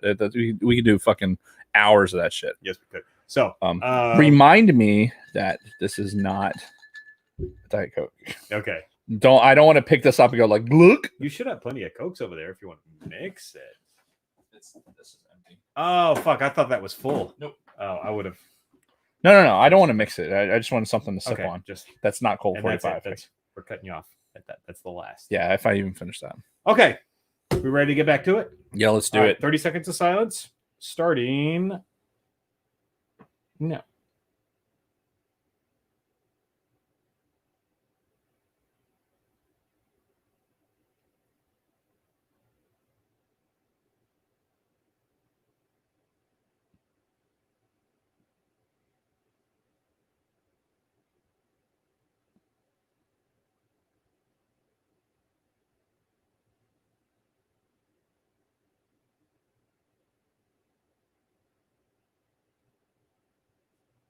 And we're back. So, we've talked about how we've been doing All Things Star Wars for 3 years now, a little over 3 years. What might be lost on some people, especially newer people to the show, is you and I have actually technically been doing podcasts for almost 5 years now. Because when I was doing Project VCR, we had you on as a guest several times to do several different movies. And that all started when The Force Awakens came out in 2015. Right. If you remember, leading up to The Force Awakens, we reviewed Return of the Jedi. Right. On Project VCR. And, you've been a frequent guest, or you were a frequent guest on Project VCR. Yeah, I did Star Wars movies. I did Galaxy Quest. Yeah. I forget what else. One other movie. I can't remember. Spaceballs. I think I did Spaceballs. Oh, we did Spaceballs on All Things Star Wars. Did we? Yeah. It all blends together. I know. It's a blur. Regardless. So you and I have been doing podcasts for 5 years now. And even when we were doing the Project VCR episodes, a lot of them were Star Wars based episodes. Throughout all of this, throughout the releases of newer movies, Last Jedi, Solo, Rise of Skywalker, we've covered every single Star Wars movie. Every single Star Wars movie that's been released in theaters, save one. Right. And that's Empire Strikes Back. We have never gone deep into Empire Strikes Back on a podcast until today. Yeah. So, and ironically, when we were talking about like, well, what do we want to do for this podcast, right? We could do Republic Commando, which would require research and fucking having to do shit. Like, we don't have time for that. Right. So someday, Bronco Fett. Yeah, we'll someday. get there. So what are we going to do? Like, well, I forget how it came up. We're talking about like what movie hadn't we done? Like I knew we hadn't done a movie. Yeah. Then you said, well, it's Empire Strikes Back. I was like, fuck, let's do that. Because we're still in the 40th anniversary window of Empire Strikes Back. It's 40th anniversary. It's fucking it's serendipitous. Yeah. It just is. Yeah. So it only makes sense. If this is going to be the last All Things Star Wars that we do for a while, it's good that we do a movie, and it's good that we do the one movie we haven't done up to this point. No, I would agree. So that's what our main topic is today. And to get started, give you a few basics. This was released May 21st, 1980. May of 80. I wasn't even 4 years old at this point. Yeah, I was 5. Yeah. So, I mean, just thinking how long ago this was, but at the same time, watching it right now and thinking, fuck, 40 years ago, they were able to do this on screen. Yeah. Just blows my mind. We were, Kathy and I sat down and we watched it. I think we were going to talk about it, but we watched it on Disney Plus. Yeah. So we got the special edition. So we saw the special editions, which, we'll talk about here in a minute. But throughout the entirety of the movie, there was, aside from booing the special editions part, which I was doing, the overall impression was of how legit the movie still was. Yeah. How have I not watched this more frequently? Like we've done our top 10s in various former fashions for this fucking podcast, right? Top 10 Star Wars movies and scenes and everything else. And Empire Strikes Back is always up there, but I mean, I forget what your number one was because we've done this a couple times in our we tops, the movies. And everything. And there has been changes, with the new movies as they come out. Yeah, and Empire's never been in the top 2 for me. For me, it's like you've been in the top 3 or 4. Yeah, but the strength of watching this movie now, whether it's the nostalgia of it, whether it's whatever it was. The impression I got from watching this movie was, God damn it, this is a fucking good movie. Yeah. Like and I haven't seen A New Hope in a minute. I've seen it once this year, I think once or twice this year, so far, which is remarkable because we're in fucking July, right? Quarantine and everything else. Yeah. But I think the overall impression of like how fucking good the movie was, how the special editions really didn't fucking detract from it, which I think we're going into in more detail. It was it was a good fucking movie, and the fact that we haven't done it is fucking crazy. It's crazy to think about. I mean, there was never really a good opportunity, but now this is the absolute best opportunity. Yeah, 40 fucking years. Yeah, and we'll get into how we both experienced this for the first time, but you talked a lot about the special edition, so we might as well get some of this out of the way now. Right. There's a couple of key scenes that are different from the theatrical release versus the special edition. Now, I want to also caveat it with this. I watched what they call the despecialized edition. Right. These are some fans that went out. Every scene that is authentic from the theatrical version that has been released on DVD, upscaled, put out on 1080p or 4K or whatever, they took those and then they took everything that was changed from the original theatrical cut, mixed that in there, and then upscaled it themselves as best they could. Right. To make this despecialized edition where it's all the theatrical cut footage, but it's, upscaled and looks good in HD. And were we still pushing forward with all things Star Wars, I probably wouldn't say this, but I am going to say this now because fuck Lucasfilm for not releasing the fucking theatrical cuts. Pirate this fucking movie. Go out onto piratebay.org or whatever. There's all kinds of fucking websites out there that allow you to pirate shit, and you'll find the Star Wars despecialized editions. Go pirate those because it's worth it. And guess what? Lucasfilm, I own probably 15 fucking copies of this goddamn trilogy in all sorts of different forms in this fucking studio, be it on VHS, be it the new fucking DVDs, every fucking version of this fucking movie that's ever been released, I own a fucking copy. So fuck you. Okay, I'm going to pirate and watch the despecialized edition because I've given you all the fucking money you're going to get from me. So fuck off. And I encourage everybody else to go pirate this and get the despecialized edition. Okay. Yeah. But Empire Strikes Back, of all of the special editions, was probably the least fucked with. Yes. Yeah. Like if you really have to, there's a couple of scenes where it jumps out at you, and we'll probably get to those. I'm not sure where your notes are at. And that's mostly in Cloud City for me. Is the ones that really jump out when where there used to be no windows, right? Where it was just like the white walls. They added windows with shit flying around outside and everything. Where outside of Cloud City was there any fucking special edition shit?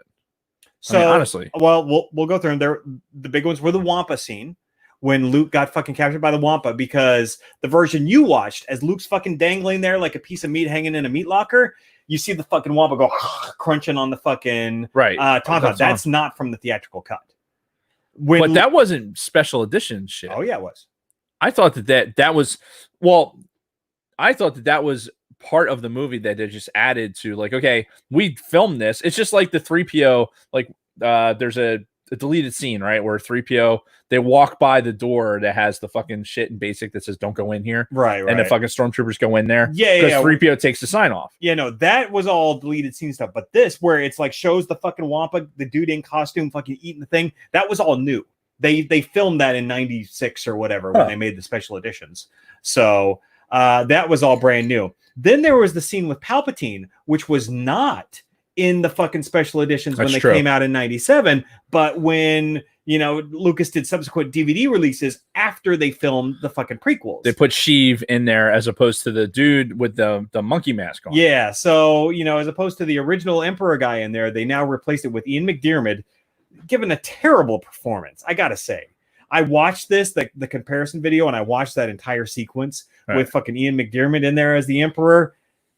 Terrible performance on his part. Like it did not feel like Palpatine. I'll tell you, at all. Devil's advocate though, with this, having watched the specialized, the special versions, special editions,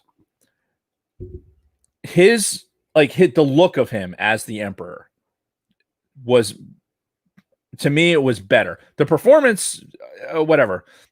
They go, like, when you read the making of Star Wars, right? I think we talked about the making of Star Wars books. If you have iBooks and you watch iBooks, get the making of books. Yeah. Because they're full interactions on there. It's fucking awesome. But I recall that they had this like fucking just really shitty mask they put on the guy to fucking distort his face a little bit. The original actor in episode 2 or in episode 5. Fuck. Right. The second one to come out. Yeah. So, but seeing Palpatine, like seeing the Palpatine that we know from the fucking from the prequels and everything else. Yeah, from the prequels and from Return of the Jedi. Like that face made more sense. Like seeing it like that, it made more sense to me. Now, as a purist, yeah, absolutely. I know if I'm watching the fucking theatrical cut that's not the guy. Yeah. But honestly, I think the dialogue like got worse in the special edition or whatever. Like because they changed the dialogue. Yeah, I haven't seen the despecialized edition in so long that I couldn't tell you the difference. Wow. Because we didn't talk about this. We usually start with how we saw the movie first time. Like I saw Empire with my aunt and uncle in the fucking drive-in every fucking time. If you go back to the first time Dave was on Project VCR, he said that. He said he saw Star Wars in the drive-in. So he rolled up to the window. Yeah. He ordered a Star Wars movie. Right. And I got Empire Strikes Back. And they said pull up to the second window, and then he got to watch the movie. Well, this is before there was two windows. The 2 windows is a fairly recent thing. So how much of it I actually remember is not important for the conversation, but the exposure to it then, and then coming later in the theater, seeing it in 97 when I was at Keesler, and basically I saw all the special editions as they were released because we could walk to the fucking theater from Keesler, and that's how I saw the movies. Which is great. That is probably, I mean, I had the VHS tapes that got lost with fucking my original copies of the VHS tapes got fucking stolen, some fucking broad and at Keesler. So God, that still annoys me to this day. Yeah. But that's probably the last time I've seen the specialized edition. So it's been decades. Wow. It's been almost 30 years. Think about it. or how long have I been on the military? Yeah, 25 years, whatever. Mhm. So it's been a long time. Seeing it now with what, and think about it too, the special editions that came out. I don't think Ian McDiarmid was the character. I think that came out later, like after the prequels, right?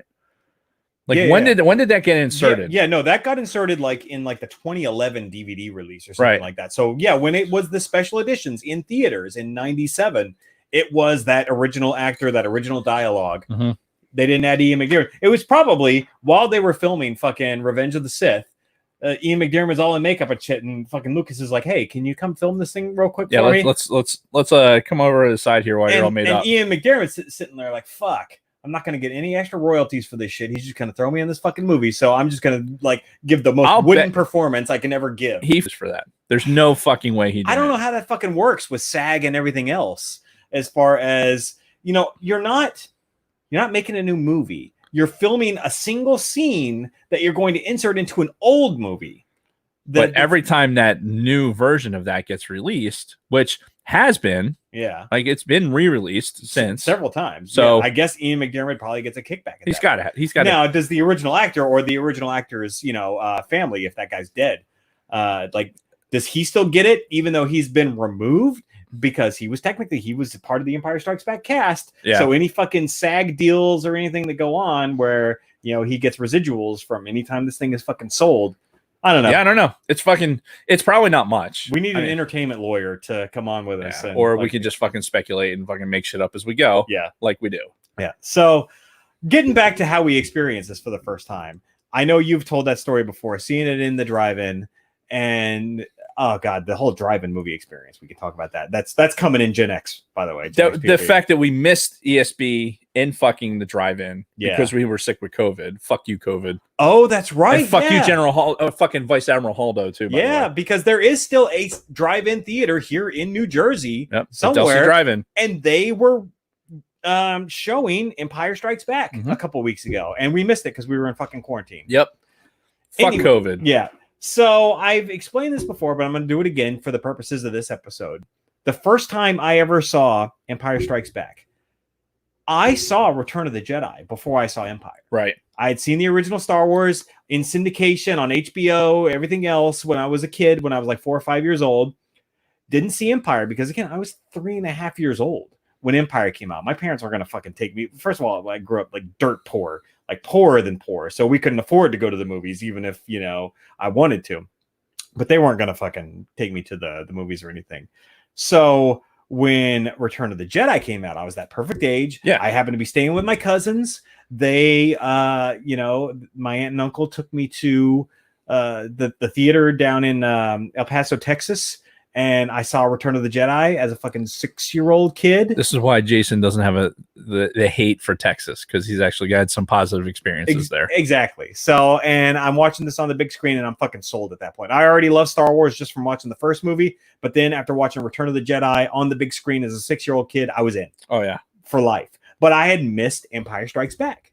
So some of the elements of Return of the Jedi, I'm like, why is Han Solo and Carbonite hanging on this guy's wall? Right. What's that about? But again, you're fucking 6 years old. Kids are fucking stupid. Okay, so right. And let's not forget too, because it came up in certain scenes when I was watching this with Kathy last night. The like Chewbacca with 3PO on his back, right after 3PO gets fucking blasted. That was I remember that as a toy. Yes, like too. The toys of Empire Strike Back made more of an impression on me than the actual movie, because like you said, seeing it later, Return of the Jedi in the theater, and then seeing Empire Strikes Back later in some sort of release, then it was like, fucking hell, this is okay. Yeah, here's Chewbacca with fucking 3PO. Yep. Oh yeah, and as we get throughout the rest of the movie, I got more Toy Stories. But so anyway, the next year after seeing Return of the Jedi, my family, we got our first VCR, which was a Betamax VCR. We rented 2 movies the first day we had that VCR. Empire Strikes Back and Purple Rain, starring Prince. So this explains a lot of Jason. Yes. Like this timeline right here, if you don't figure out a little bit of Jason just now, like that's it. Yep. And of course, we couldn't watch Empire Strikes Back because we had to wait for my cousin Jeff to to get to my house because he was coming over later in that evening. My cousin Jeff, who I've told stories about before, he and I were both big Star Wars fans growing up. We played with the toys. The AT-ATs were a big part of the toys that he and I played with. The fucking AT-AT pilot. Like the seeing the AT-AT pilot with fucking toy. Oh, yeah. Anyway, whole thing on the toys. And so we watched Purple Rain first. So my first exposure to Prince, Purple Rain, got to see him finger that chick as they're making out the one time.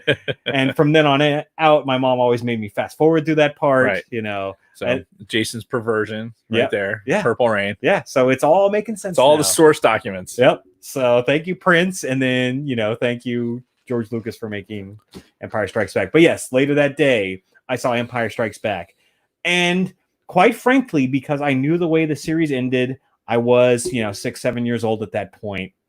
Empire did not have as big of an impact on me. I already knew the whole Vader was Luke's father thing going into the movie. Right. Because I'd seen Return of the Jedi. So that is why, everybody fucking, jizzes all over fucking Empire Strikes Back. That's the greatest Star Wars movie. And I understand, especially after watching it this time and really trying to do a deep analysis and take notes on it and everything else. But the reason why it has not been the top of my list is because the way I experience these movies. Right. And the fact that really Empire was an afterthought in my Star Wars fandom. It was the original movie followed by fucking Return of the Jedi. I'm in. And then, I get to watch this other one too. Yeah. So it was. And it's kind of that middle child syndrome, right? Where it's like, okay, this is the middle movie. And looking at it now, and doing analysis and doing what we do for the fucking podcast and everything else, it is critical. It is critical in the trilogy that this movie exists, and there's so much fucking source material here that it has to affect. Like for me, I think it affects watching it now with a more critical eye. It has to affect how I rank these movies, because for me, it's more the build, right? The build, the fucking Leia and Han interactions. Like, so that's one of my biggest notes is, quite frankly, this is Han and Leia's movie. Yeah. Like this is all about them. Luke and going to Dagobah and all that shit. That's kind of a side story. Yeah. Where Han and Leia steal the show in Empire Strikes Back. This is the foundation for that's for their relationship. Yeah. It's their movie. And honestly, this is probably the one that Harrison Ford, I think, did his best work in.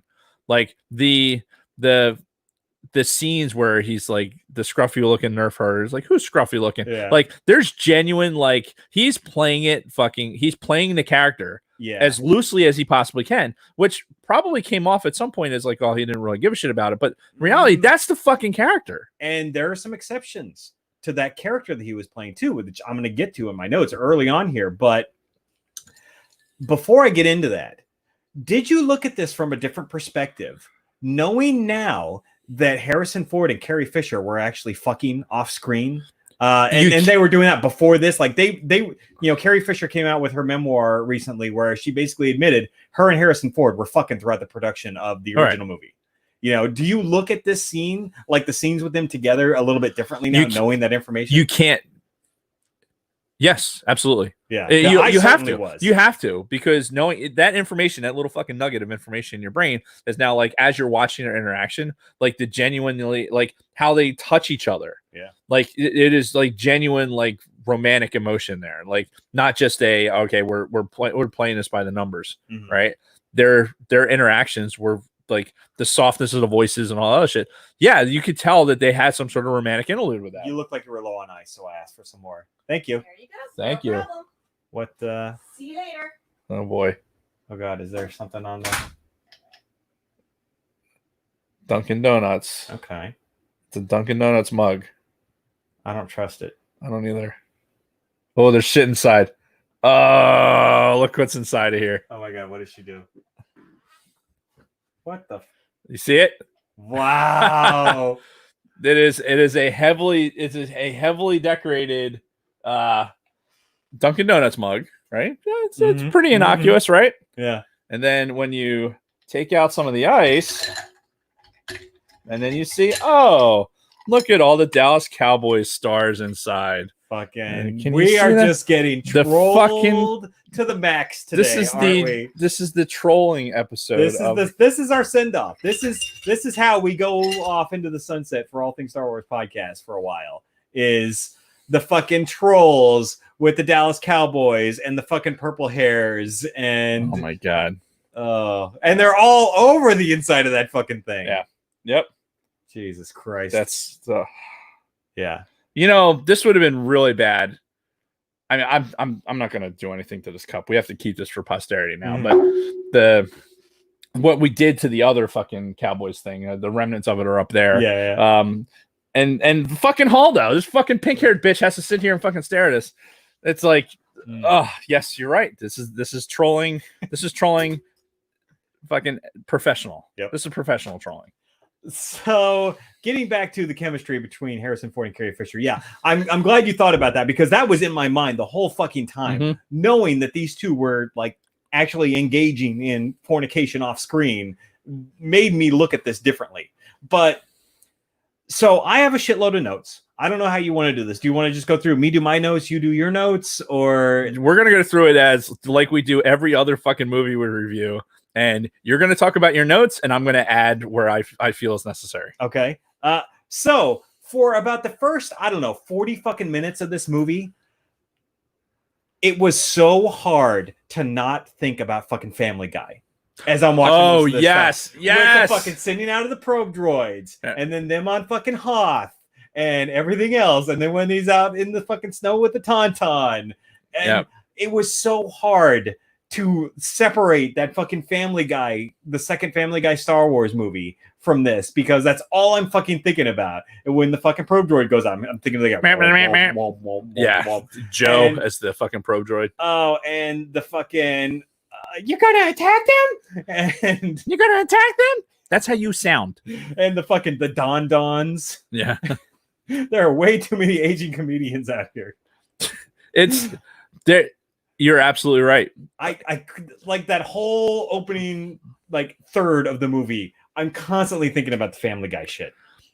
And thankfully that negated itself as the more I watch it, because I think when we talked about Family Guy Star Wars when we did it for the show, there was one of those where some of it lasted a little bit too long. Like it affected too much in the movie. Yeah. Like this, I agree with you. Like in the beginning of it, it was like, oh my god, you can't not think about it. And elements of Spaceballs too, right? Sure, yeah. And you get these really good, like the Family Guy stuff is fucking great. Spaceballs, obviously, it's fucking one of the best. So yeah, I'm glad that this doesn't shit on my franchise, because there's like elements that it's just fun. It's just, I'm glad it stopped though. I'm glad at some point I was getting more into what was going on in the movie. Yeah, I was the exact same way.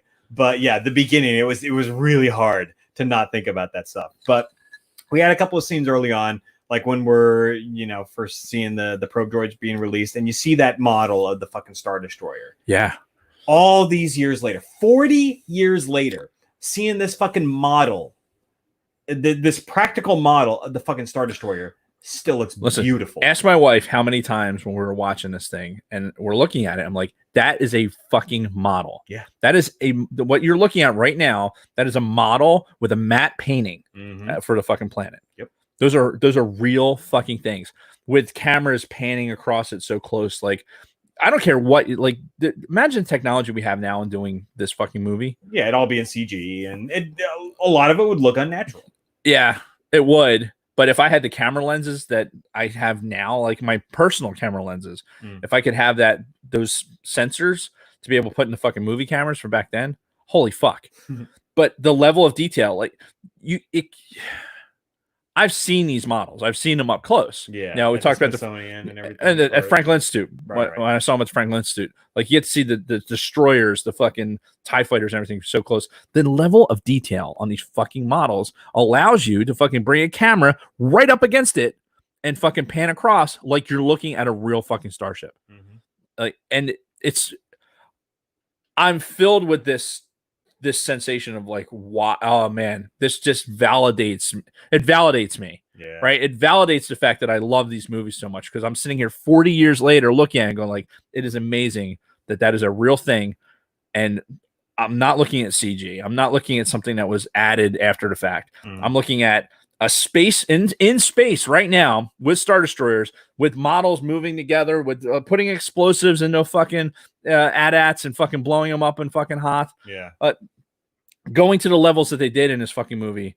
Like I told Kathy, like the scenes in Hoth, they're fucking going to Norway and doing and filming these fucking scenes in snow. Yeah. Like not in a fucking studio, not in a soundstage, in the fucking snow in this god awful place. And that's one of my first notes is because of all this, it's a very immersive movie. You feel like these characters are really in those spots. Even when Luke goes to Dagobah, and I know a lot of Dagobah was a set, but even in Dagobah, on fucking Hoth, in the fucking spaceships, everything, it's so immersive. You feel like this is real. This is tangible. It's real, and these characters are really fucking there in these situations. Yep, they're running like when Yoda's like run.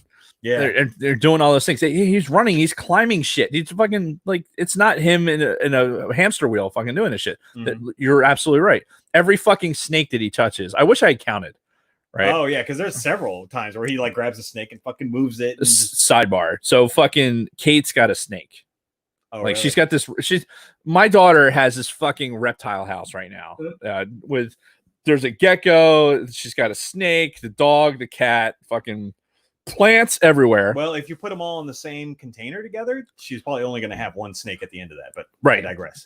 No, the dog will eat all of them. Okay. And the dog and cat cohabitate, so maybe, but the snake and the gecko are gone. Yeah. Her snake is only it's like a ball python. It's only okay. So it's this big. Yeah. It kind of when it's coiled up looks like a piece like if a dog had shit in your hand. Like that's what it reminded me of. It's really small, but being out there and she makes me fucking hold the snake. I'm like, oh, come on, hold it. I don't like snakes. I just don't. It's a visceral thing. Okay. Like I don't trust their little fucking beady eyes and their fucking like I just don't. I don't care how big it is. I don't fucking care how non-threatening it is. Fuck snakes. I'm just not into it. Okay. So having handled a snake and then fucking 24 hours later, now I'm watching fucking Luke pull snakes up. Like there's snakes in the foreground. There's fucking there.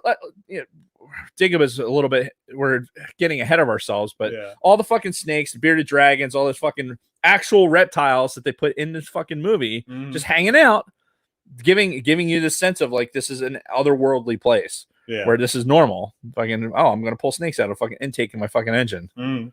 But ultimately the point I was making is they did such a good job with the set design. And, going on location, like you said, and just everything made you feel like this was fucking real. And I don't know if they did a better job in this trilogy than they did in this fucking movie of making you feel like that. Because even in Return of the Jedi, when they're in the fucking, when they're on Endor, I know they went into the fucking woods in Northern California, but with some of the matte paintings they didn't look that great, and you didn't really.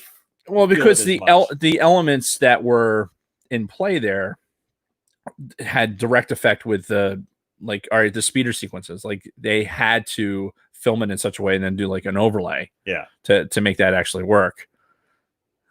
See what I started? Oh yeah. And Bronco Fett mentioned in the chat our first catch of the day. Like you know how to fish. Can't help it. I wrote, obviously, Han and Leia steal the show in this movie. Yeah. I mean, we can kind of get into some of the more details as we go along, but... One thing to note, before I lose this fucking thought, because it's actually really super relevant and unusual for me. There's so much... We alluded to the fact that this is foundational for the trilogy, the original trilogy. Like, you need to have this movie to make Jedi work, legitimately, as a trilogy. The things, so many little things are said in this movie that fucking, this is the seed that grows into this fucking giant tree. In the chat, just brought it up. Scott brought it up. I don't know where your ship learned to communicate, but it has the most peculiar dialect. Like which that in hindsight now, after seeing Solo, that has lives of its own. Like they take lines out of this movie, and it has such a huge effect on this. The fucking sacred Jedi text. The sacred text. The fucking piles of books that were written that were like this is like you said, it's a Han and Leia show. Mm-hmm. So the little interludes and the fucking interactions that they have that are alluded to so much later in these books come from this movie. Yeah. The just little, what I found myself doing was like hearing something that was said that's so fucking, it's such a throwaway, but realizing that line, those 3 words turned into something that was critical in later movies and later books. Like, so I feel like more so A New Hope is A New Hope. Like it is the big bang when it comes to Star Wars.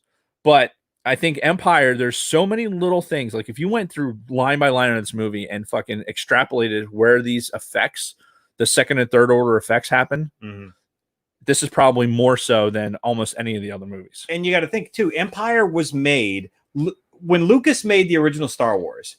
He had like kind of had some thoughts in his head about a potential sequel, but he really didn't know, especially if it wasn't successful. By the time he made Empire, Star Wars was a national phenomenon, a fucking global phenomenon. Yep. So when he made this movie, he knew, oh, not only am I doing this trilogy, I've got ideas for fucking prequels and sequels and everything else. So this was the first movie that he made where he knew it was going to carry on. And we didn't mention it, but you have fucking Kirchner, who is probably the best director. Yeah, I like he did a great job. I think really good job. All the directors of fucking Star Wars, I would say that he is probably he's the best one. Yeah, like pound for pound for what he did with this movie, to step away from it and not do Jedi, because all the reasons, and we've talked about that on the show. I know we have. Yeah, but Kirchner, and then fast forward to probably JJ. People that aren't named George Lucas that have fucking directed Star Wars. You know what I mean? Like Kirchner, this was huge. It was the vision that he had for the Imperials. This is where we're introduced to the Imperial March. Yep. This is where we're introduced to fucking Vader in his full fucking glory. Like how intimidating he is, and like the presence that he has. Yeah, like this is, of course, also who he really is. Right, and this is where you really get to understand Darth Vader. Yeah, and there's so many pivotal things that Kirchner doesn't do this. I don't know that we get the flavor that we need for this movie. Yeah, no, you're 100% right. Kind of pivoting a little bit. So we mentioned this was Han and Leia's movie. Now you talked about how Harrison Ford kind of sort of acted like he didn't care and everything, or I kind of take exception to that, because if you really pay attention to some of these scenes and you watch as Han Solo, the character, reacts to certain situations. Case in point, Luke. Right. When, Luke gets attacked by the Wampa, he's out there in the snow. As soon as Han finds out that Luke hasn't checked in yet, immediate concern. Yeah. Like, no hesitation. When he fucking gets on his tauntaun, he goes out. No hesitation. Yeah, right from deck officer. Like, because he's in the middle of an argument. He's in the middle of the thing with Leia. Yeah. Don't get it twisted. I think that this is Harrison Ford's best performance. Yeah. By far. Yeah. Now, there are parts of this where you could probably be like, okay, those are kind of throwaway lines. But honestly, for this movie, when people were saying that maybe Harrison Ford didn't want to do these movies, I'm with you. Harrison Ford, this was his best performance. Yeah. Yeah, I can see where he, people might think he phoned it in Return of the Jedi, which could be legit. But this movie, man, he fucking brought it. But what stuck out for me for these was his response to whenever Luke was in trouble, or his relationship with Luke. I never really saw it that much before, but when I'm like trying to take a more deeper look at it, again, Luke hasn't come back yet. Attack officer, what's going on? And immediate concern. Like, you look at his face and the emotion on his face, he's like, fuck. And does not hesitate to get on the fucking tauntaun and beat out. I'll fucking see you in hell. Right. But my friend's out in it. And I'm going to telling Cliff Clavin that he'll fucking see him in hell. Yeah. But no fucking hesitation. And then you get that scene later on, kind of jumping forward a little bit after Luke's back and they're about to kind of go their separate ways, where Luke goes up, he says goodbye to Chewbacca, he scratches him like he's a fucking dog. Yeah, I hate that. Yeah. And then, Han's up on the ship and they're just kind of looking at each other and they're just, like, you all right? Yeah. And, they don't really have to say anything, but you can see a genuine, and this is where somebody would make a fucking like a gay joke or whatever, but it's not that, it's genuine. Like, Han sees something in Luke, like, not only is this guy like my best fucking friend, but, you know, this guy saved me from whatever fucking life I was in before. And even though Han claims, oh, that's two you owe me now. Right. I really think deep down, Han feels like he owes Luke for bringing him into this. And bringing back the fucking sacred text into it. The sacred text. It's... Do we have that inclination because we've read the entirety of a series where Luke is the fucking, like, they're married, they're like, it's his brother-in-law, like, they get a little bit deeper in these relationships, he still has these concerns with his kids and everything else. Like, we saw the matriculation of this entire relationship, you know, all the way to the point where fucking Han's lost 2 of his kids. You know, so since we've read that, are we looking at it through a different lens? I mean, you almost, I say that out loud, but the reality is you have to. Yeah. Who can go and do something like that and isolate themselves to a point where they can say that doesn't affect what I'm thinking? Bullshit. It always is going to affect it. Even if you're just thinking about, oh, well, it doesn't affect it. Now you've thought about it in a certain way. Right. So, yeah. But I mean, this stuff are things that I never really noticed before, but you know, it really sticks out. This, I mean, not only the relationship between Han and Leia, but the relationship between Han and Luke. I never realized how strong it was until I watched it this time around. And you can see Han, you know, genuinely cares for Luke. You know, again, throw your gay jokes in there if you want, but it's legitimately genuine. No, it's like it's the brother from another mother type. Like, it's, yeah, he's the older kind of plucky guy, and you know, he sees Luke as like a younger brother, like, hey, somebody that, like you said, that's a great point, that this is somebody who changed his life so dramatically. Like, and I think Han in this movie realizes he's found the love of his life in Leia. Like, what, you know, when they're in the command center and Leia's kind of looking over him, putting on her fucking Leia face, right? Which it's an act. It was all an act. Listen, I'm gonna go out. I'm gonna say it straight away. I think, aside from, even I'm going to go really out there. Okay. I'm going to say this is probably, Leia looks amazing. Yes. In this fucking movie. This is one of the last notes I had. This is the most bonable version of Leia in the original trilogy. And I didn't, that would have never been a thing for me until I watched it the other night. And I'm like, maybe it's because I'm sitting this close to 65-inch fucking screen and seeing like how, even my wife said, she's like, oh, look, like her makeup and her hair's on point, like even after all this fucking shit. But looking at her, the big brown fucking eyes, it's just like, what the fuck? Yeah, no, this was Carrie Fisher, the character of Leia, whatever you want to say, at her fucking peak. I would do things to her that are just unforgivable. In the command center, wearing her fucking white outfit with the fucking little vest on and everything else. Like, holy shit. And, you know, like, not to take away from, like, the little fucking fire she had under her. You know, she was, you know, she wasn't just some damsel in distress or anything else. Sitting behind when they fucking get in Cloud City, and she's kind of leaning on the Falcon going like, see, friends. Yeah, just like this coy little fucking sideways grin. And I definitely, I would agree, the most bonable, because by the time we see her in Jedi, like, we're older now, so we look at her and go, and we know she's a fucking the coke fiend and fucking like the coke nail and everything else. Like, you could see that, like, she was starting to get worn and put away wet a little bit. So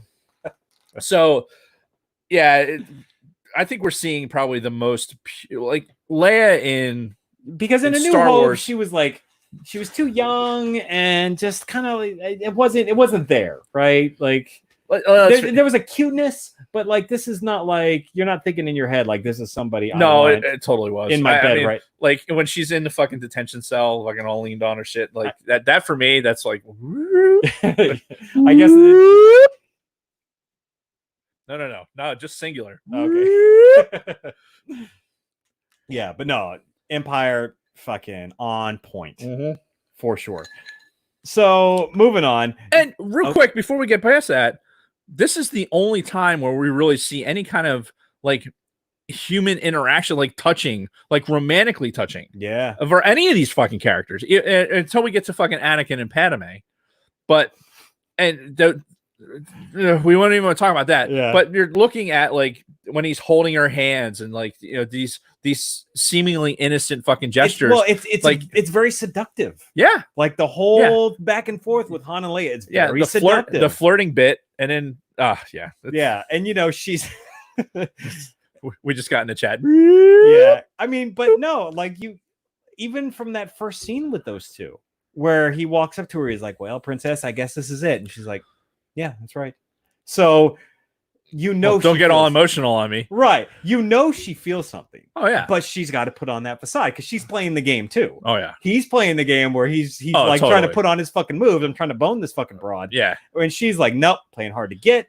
Let's see how far he's willing to take this. But he fucking storms off, and what does she do? She fucking follows him. Right. So it's into the hallway. It's a back and forth thing, and appreciating it now more than ever. Oh yeah. The lines in the fucking hallway when Han's storming off, and she's like, "I just as soon kiss a Wookiee." He's like, "I can arrange that." Yeah. And like, thought I was going to leave without giving a goodbye kiss, and that whole thing. You could use a good kiss, right? So that fucking line. It's, I don't know, maybe it's just adulting and being married for so long and everything else, and like it's just like, holy shit, it's so fucking coy, the little game that they're playing. Oh yeah. In the meantime, the world is fucking ending. The Empire is showing up. You're gonna have fucking four-legged monsters landing on the fucking planet. Like it's coming to an end. But I mean, isn't that also the best time for these fucking relationships to kind of come together? Who knows? We'll ask all these people that met during COVID, and we'll fucking find out. Exactly. Later on. Oh, I'm sure there's gonna be tons of COVID babies out there. Like COVID babies and fucking AT-ATs. Next thing you know, like you're gonna have who had AT-ATs on the board? For the fucking apocalyptic fucking whatever bingo. Oh, that's fucking hilarious. But going back to your point with like the touching and Han's like massaging her hand, or when they're in the Falcon in the cave and it rumbles and she falls into his arms and he's holding her and she's like, "Let me go," and don't get excited. Being held by you isn't quite enough to get me excited. And then he has his little fucking smart ass line after that, and it's just this beautiful back and forth. The word, your worship, your like, would you stop calling me that? Okay, Leia. It's like you're so difficult. Yeah, I know. I really can be. Yeah, and you're watching this like you're watching a dance. It's this real beautiful in the middle. And what's amazing about it is we're watching this in the middle again of fucking their world is coming to an end. Their ships are gonna fucking. The big boom nipple gun, which will always be the ion cannon. But I mean, after playing Battlefront, now I understand how the ion technology works. True. Which, by the way, speaking of Battlefront, the scene, this is early on. This is before Han went looking for Luke. When Chewie's like got the fucking welder's goggles on and he's fucking working on the Falcon and they're in that big open bay. That is that fucking bay from the first Battlefront. Dude, I'm looking at it, I'm like, ooh. Yeah. In Battlefront, the game that we played, we spent hours playing hundreds of hours. And those scenes are fucking shot for fucking shot. Yeah. With the Falcon in that fucking crevice. Like, oh, there's a tunnel underneath there, and that tunnel goes into this. And like how all this thing, the command center, like with the fucking screens in the command center, all that shit's fucking perfect. This is why Battlefront. The first 2015 Battlefront. 2015 Battlefront is the tits. Yeah. It's absolutely the tits. Yep. It did. I saw that and it made me want to fucking play it. Yeah, I didn't say it out loud because Kathy would have probably probably been it. Yeah. There was a couple of times where I was getting the look like, all right, you're going too deep. Your nerd factor is happening. My vagina is falling out. Like this is not happening. Yeah. So I wrote down the Admiral Ozzel death. The first time Vader choked somebody out in this movie, where you got Captain Piet right next to him, and he's like, "Look, Vader, we've come out of light speed, and we're up." And that whole scene, you watch Piet for the whole fucking time, and he's just standing there, "Yes, Lord Vader," and you're just kind of looking at him. This guy's like fucking choking to death right beside him. Every once in a while, he's kind of looking sideways from his eyes. It's just a funny scene to watch, strictly from his point of view, and because fucking Ozzel was a douchebag. An absolute douchebag, and kind of an idiot. Yeah, a bumbling. Fucking might as well be this fucking broad. Might as well. He's Ozzel's the Vice Admiral Haldo of fucking Empire Strikes Back. Yeah. And you know what? I think his death is actually better. choked out by fucking Vader, not doing the Holdo maneuver, Right. which is complete bullshit. Yeah. Damn you, fucking Big Swede. Damn you. Mm-hmm. So we talked about the Imperial walkers. And as we're watching the scene with the walkers coming in and everything, that just reminded me of my fucking AT-AT toy that I had as a kid, because which is in this room somewhere, isn't it? I think I actually took it out to the garage when I was cleaning up in here. I took some stuff out, but yeah, I still have my original AT-AT toy from fucking 1980. Yep. My cousin Jeff and I played the shit out of that fucking thing, and every time I watch the scene with the AT-ATs coming in, that's all I can think about. Yeah. I think I was always obsessed with the TIE fighter, but the close second is the fucking AT-AT pilot, because it's basically the TIE fighter pilot in white. Yeah, and they did it like with the fucking emblems and everything else. And what a fucking badass fucking General Veers is. Like, Veers is like basically standing next to Vader, like, hey, I'm legit. Yeah, like, I'm not worried about getting choked out by Vader because I know what the fuck I'm doing. Mm-hmm. So when Vader's like, okay, go fucking launch your team, he's like, yep, I got it.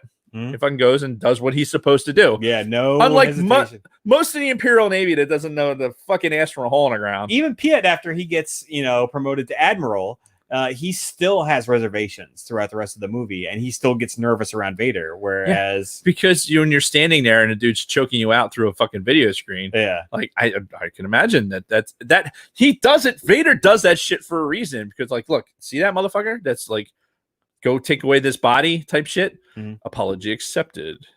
Yeah, Captain Nita. Yeah, like when you're in that scenario, like everyone around's going like, fuck, all right, we're not going to suck. Mm-hmm. Like, or they're going to suck. They're going to be so bad that when they do something like that's nominal, you'll seem like that's fucking amazing. Right. Which is the United States Army. So we kind of touched on it a little bit, but can we just talk about John Williams in this fucking movie? Oh my God. Can we just talk about me rubbing my nipples for honestly, this is probably the height of, at least in the original trilogy, of his fucking work. So everything in this movie. Let me tell you the very moment that you fucking realized, like, John, you weren't even thinking about John Williams until the fucking asteroids.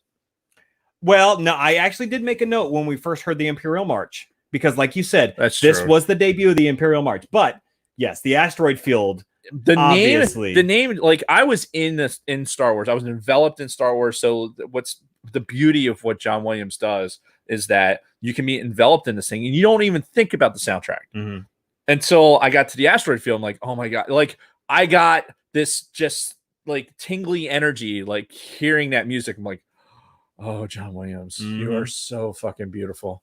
Yeah. And it's that's the moment for me. I was like, yeah, Imperial March and everything else, but the John Williams wasn't like on my lips. Right. Not in a way. But you know what?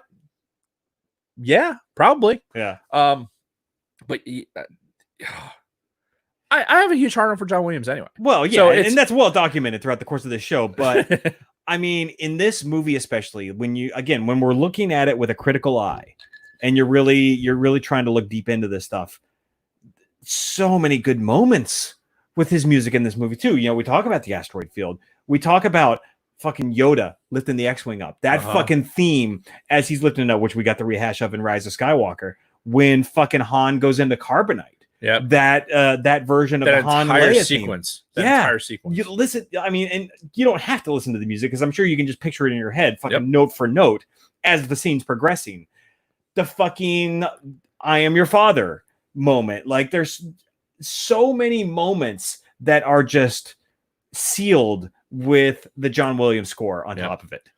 And it just enhances everything. Yeah. If you're starting with A New Hope and saying, okay, wow, John Williams did really good stuff in here. Yeah. Or the score was really good. I wonder who did it. Then you get to Empire Strikes Back. So like at the end of the movie, you're like, I'm going to sit here to make sure I know who fucking did it. Mm-hmm. If I can imagine us being in the theaters in that day. Yeah. Like, how can I get this fucking LP? Yeah.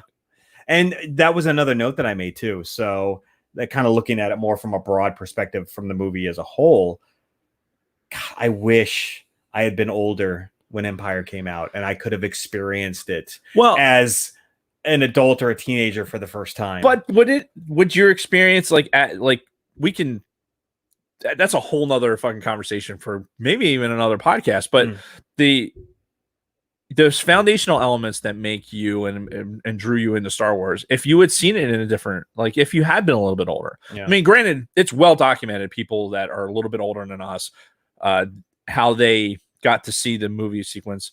Think about what's the fuck's fucking fat boy's name? God damn it, Jabba? Mandalorian. Jon Favreau. Yeah. Like for him, like he said how he as a kid was like, okay, this is how he saw all fucking 3 movies. And obviously that cemented something huge for him in the Star Wars. I mean, the guy works in movies and he directed in fucking Mandalorian. It's like a dream come fucking true for that age bracket. I think for us, for our sweet spot being a fucking Return of the Jedi, I think that has huge implications for how we see Star Wars the rest of our lives. Oh, sure. You know, and I'm sure like, you know, this wish that I have that if I'd seen Star Wars when I was older, or when I'd seen Empire when I was older, probably would have also made me look at Return of the Jedi differently. You know, I still look at Return of the Jedi with very fond memories. Yeah. You look at it with a child's eye. Exactly. Despite the Ewoks and everything else. Whereas if I was an adult when I watched it, it would probably be close to my reaction to like the prequels. Yeah. Right.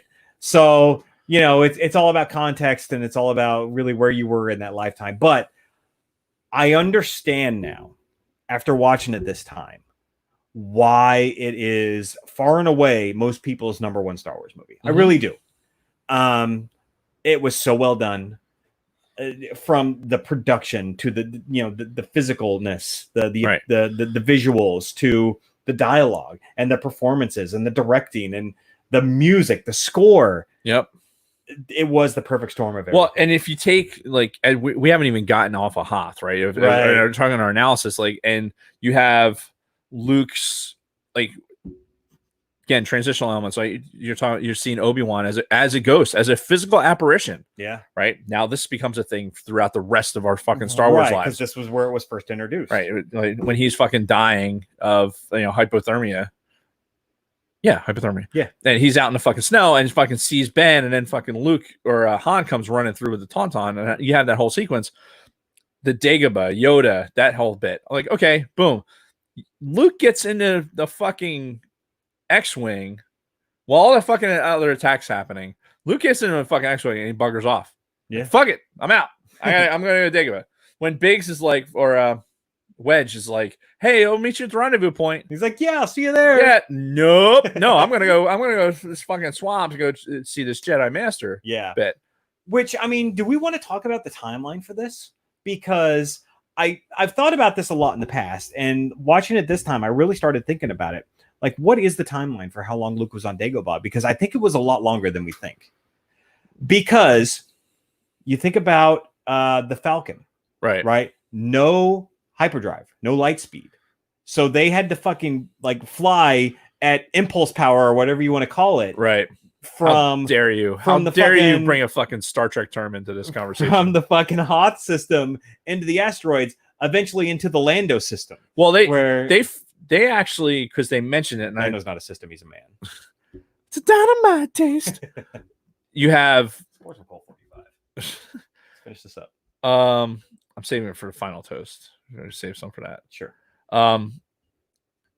You have when they're basically space junk, when the first time that fucking the drive doesn't fucking engage, and no light speed, right? That's that sequence, and the Falcon goes from drifting lazily to the left to fucking whoop, pulls this fucking maneuver, comes down. The fighters are like, this is the beginning. Great. This is the beginning of some super intense fucking like space shit that's happening. Yeah. Again, with fucking models, no CGI. With fucking models, like legit, like we're gonna have giant Star Destroyer models fucking go. And that maneuver by the Falcon. You think about the original Star Wars movie, the Death Star run and everything else. Even though it was pretty intense, the ships didn't move that much. There was very little, aerodynamic maneuverability and everything else. That scene where he fucking takes a Falcon and he just fucking woo. You know, that's the most rapid movement you've seen in a Star Wars movie up to this point. It's like while Lucas is breaking all the ground, right, shattering the fucking ground for what they can do in these movies. That here's a camera element that we can employ to fucking make these things really look like they're moving. Yeah, and boom, that's where it hits you. It's right there. It's in Yeah. that sequence, and it was so rapid and just so it happened like, so fast. boom. And she's like, whoa, fuck, things are gonna happen. Yeah. And you know, TIE fighters are gonna fucking crash into asteroids and shit. Oh, just erection inducing fucking and overlay one of the best pieces of music to come out of Star Wars on top of all this. Mhm. Like, yeah, I'm hearing it in the background right now. Oh yeah, the asteroid theme. I can hear it as we're talking. Yeah. Bronco Fett's on the ball with a NOET system. Like, so when they are dodging around, they come out of the asteroid field and everything else. They had flown for a while to get to the fucking asteroid field. Yeah. Then they got into the asteroids and fucking dicking around there. TIE bombers, like, they show an expanse of time, like Leia's fucking leaning in the cockpit, right? And the TIE bombers are like boom, boom, boom, like dropping shit. Yeah. And so you can tell that some time is going by. And then they fucking fly out of there and go glom onto the back of the fucking Star Destroyer. You're right. That's all these things that are taking place, like while Luke's fucking jump, run, like fucking, you know, getting swamp ass in Dagobah. And as they're looking for a place to fucking land, remember, no light speed, and they come across Bespin. Han's like, it's pretty far, but I think we can make it. You know, which again means that they've got a long fucking road ahead of them. So I'm thinking this could be weeks, if not months, of time that they're strictly just coasting to fucking Bespin. And Luke's on fucking Dagobah, like, doing all this training. Because, you know, we gotta have a montage. Like, you have Luke. Obviously, when they show Luke on Dagobah, they show him improving. They show him with his weaknesses, his impulsiveness, and everything else, and he does improve. And there was this one line that used to be a throwaway line for me, but my camera's frozen, by the way, on the stream. Is it? Oh, it's still going up there. Okay. Where Yoda's there it is. Yoda's talking about his failure in the cave. Right. Fuck. Did we lose our stream? I don't know. Oh fuck, we've been going for over 2 hours. The chat disconnected. We just lost the internet. Fucking hell. Well, the audio's still going. Yeah, the audio's still recording. Son of a bitch.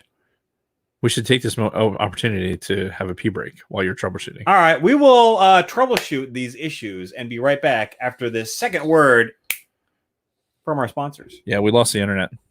Motherfucker. Okay, you lost the internet. I'm still good.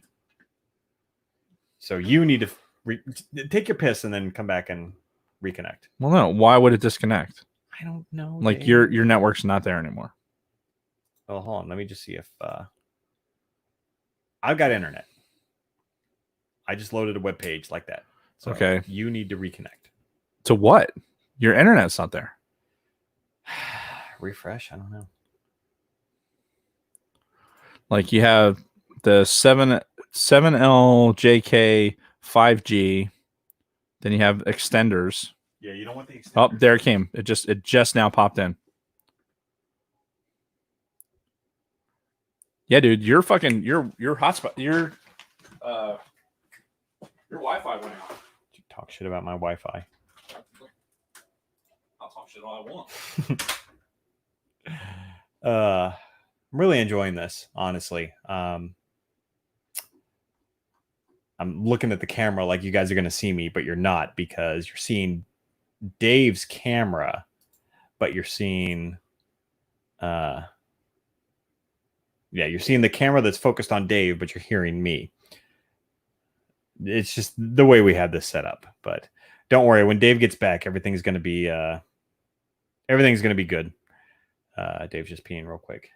But no, I'm really enjoying this. This is one of those bittersweet moments where, even though we're moving on from Star Wars, and again, it's not like we're not going to be doing a podcast next week or anything, but watching Empire and experiencing it this way, it's like, fuck, I am a little bit sad that we're kind of moving on from Star Wars. Yeah. Why don't you go ahead and reconnect to the StreamYard link and everything?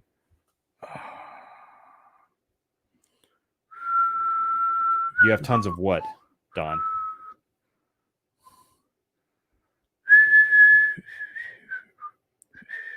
Should be able to use the same link, right? That asteroid theme.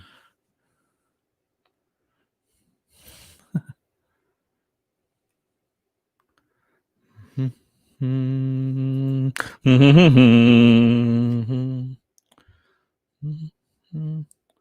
these gremlins, man. I mean, we've been doing this for 3 years. And shit always. you like audio issues, stuff like that. I mean, you can have strong setups, and this is for Don and for Brady. Like when we jumped in there and started busting their balls in their fucking podcast the other day, like this shit happens. And it's not until you like, because we're used to hearing what it's supposed to sound like, right? Yeah. And speaking of which, since we're not actually live, Scott, what is up with Used and Abused? I saw the headline of your last episode. I'm backstage. Haven't had a chance to listen yet, but I mean, I mean, the headline was, some real clickbaity shit like, what is the future of Used and Abused? So what is the future of Used and Abused? Yeah. Tell me now. Do it. I got to know. I need to know, like Mark Anthony. So, all right, we're back. All right, let's do some silence just so I know where to make the cut.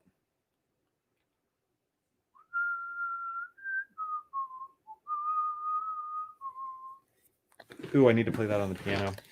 Learn how to play the there you go. asteroid theme. All right, 30 seconds of silence starting now.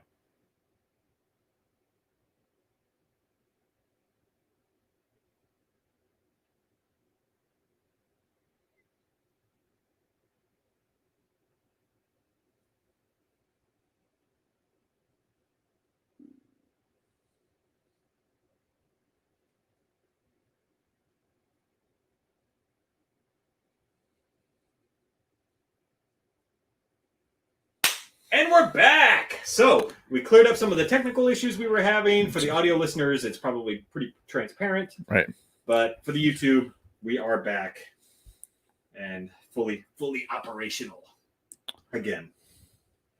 So the asteroid field, like we were talking about that. Mm-hmm. This was another one of those times where I could not get the fucking Family Guy stuff out of my head.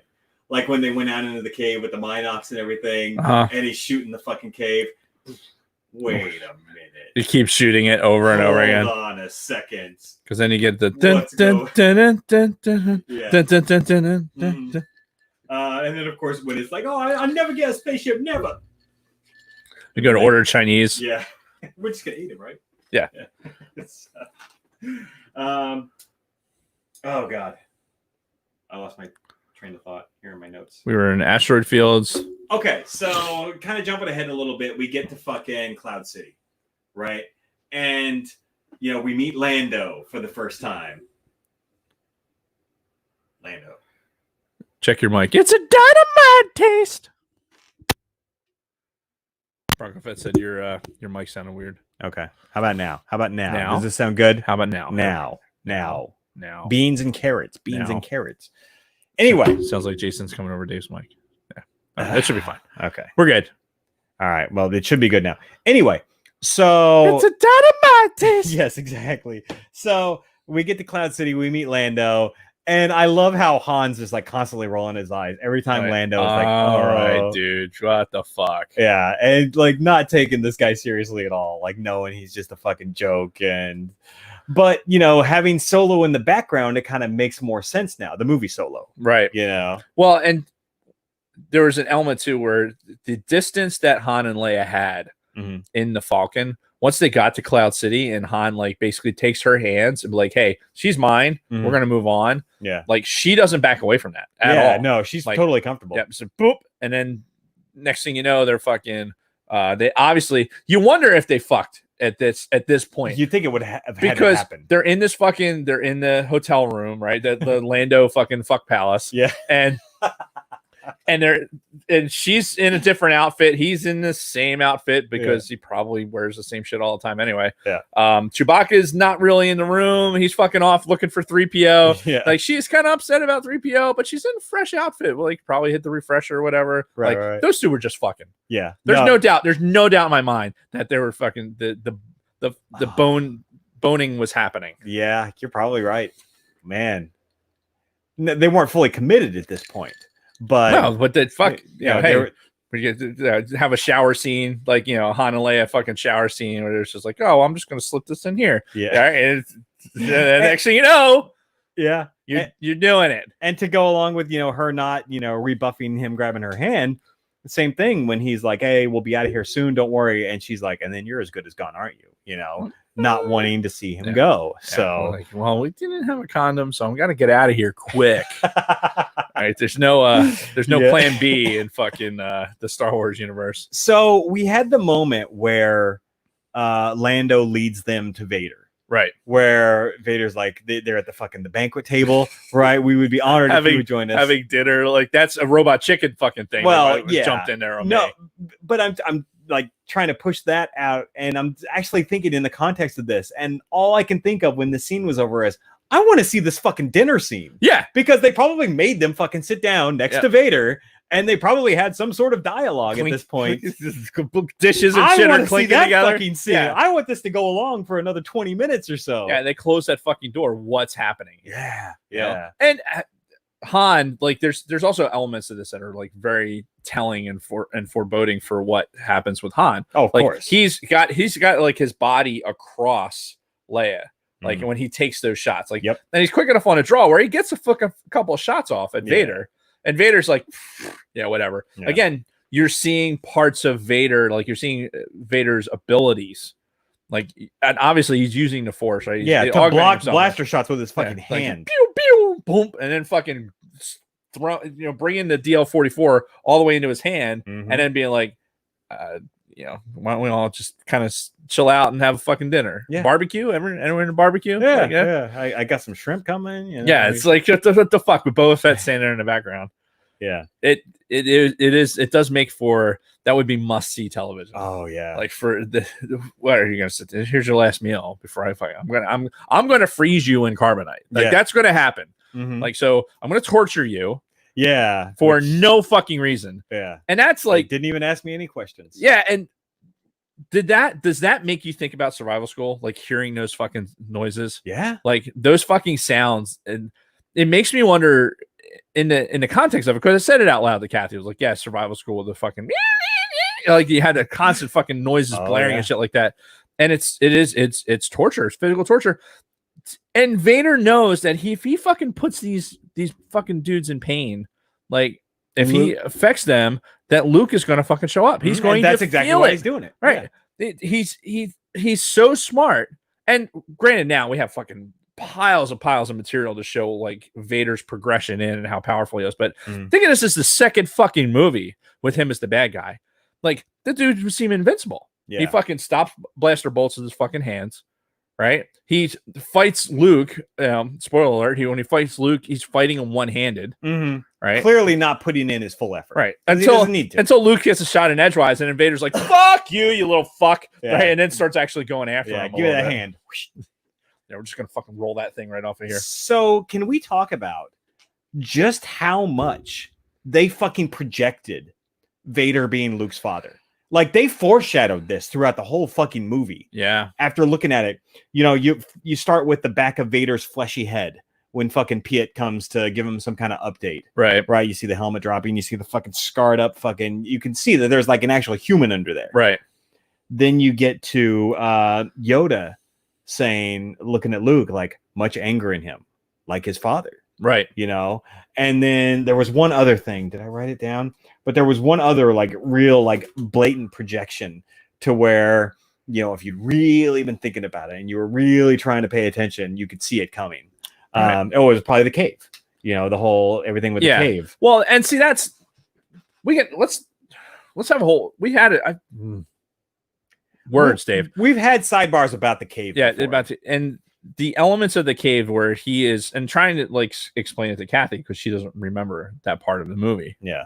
And it's like Luke, by fighting, like ultimately where I'm sitting right now, I would say that Luke is fighting himself because the dark side is ultimately his enemy, right? It's not Vader. Right. It's the fact that he is being drawn to the dark side. Yeah. It's that quicker, easier path. Right. The impatience and the fact that in all of these confrontations, he was the aggressor. Look at the cave. Who's the person who ignites their lightsaber first? It's Luke. When that fucking Phantom Vader is coming at him, Luke ignites his lightsaber first.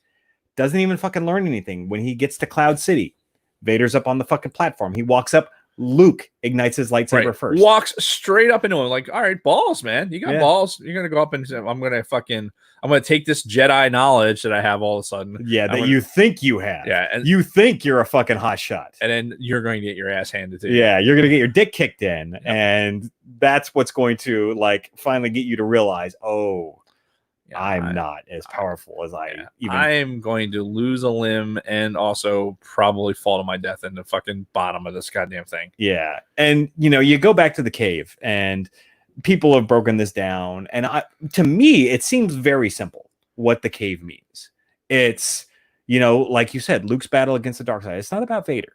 But if it's Luke continuing on the path that he's going, with the impatience and everything else, he is going to be the person in that mask. So we didn't talk about it on the show, but in season 6, at the end of Clone Wars, you have Yoda that goes to some planet. I can't remember the details, but Yoda encounters. That's when he goes to Korriban, right? Or Morabond, as they renamed it. He encounters basically fucking Dark Yoda. Like his fucking doppelganger as dark side energy, and has to fight that.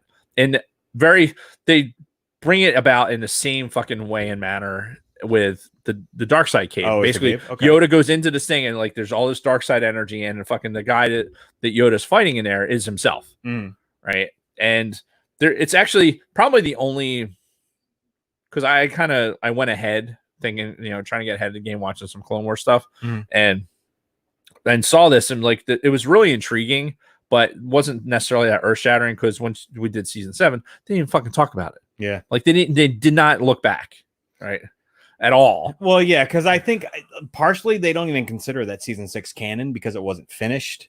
It was very the show weird. Got canceled halfway through, or like it was very, very strange. Like but the idea is the same. Like Yoda going into this area where the dark side prevails, and it was the whole thing was like I think it had something to do with the wills. We have to watch it at some point, but especially now that everything's on Disney Plus, Disney Plus. Anyway, I agree with you. It's the simplicity of it. It's Luke. If you fucking think you got balls of steel, right? I'm not afraid. You will be. Fucking creepy as shit too. Yeah. As a kid, fucking the Yoda puppet, fucking getting all leaned in and fucking. He had, and they did really well with the puppet. Like, oh my fucking god, it looked like it was an actual sentient being. Yeah. With real eyes which is what makes the fucking audacity of them fucking having a different puppet for episode 1. Like just why don't you just shit in my mouth? Because that's basically what you think of me. Yeah. Like the puppet that they designed for that, I've seen it. I've seen the actual puppet. It looks like a bag of dog shit. Yeah. Or it looks like a bag of something that a dog would try and rip a bag open to get to. Right. Awful. And then we have to. That's what we were exposed to. What all of the things that made episode 1 bad, that was one of them. Right. And so, debate last night between me and the wife. Yoda, Frank Oz, right? Frank Oz moved him, fucking did the voice, everything else.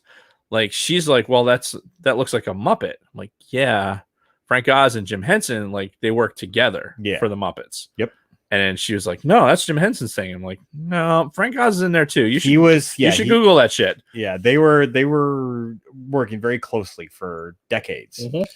Between fucking the Muppets, Sesame Street. Yeah. They were partners in a lot of that. But the ability to take Yoda, have him fucking leaned into the fucking container to like mess around with Luke's shit and like steal his rations and get the fucking flashlight, throwing the shit out, and like beating on R2 and while holding that and then closing the door. Very, very, like you said, sentience in being portrayed in something that like you're sitting here, this is a Muppet or whatever, but never once do you like, where's the fucking hand?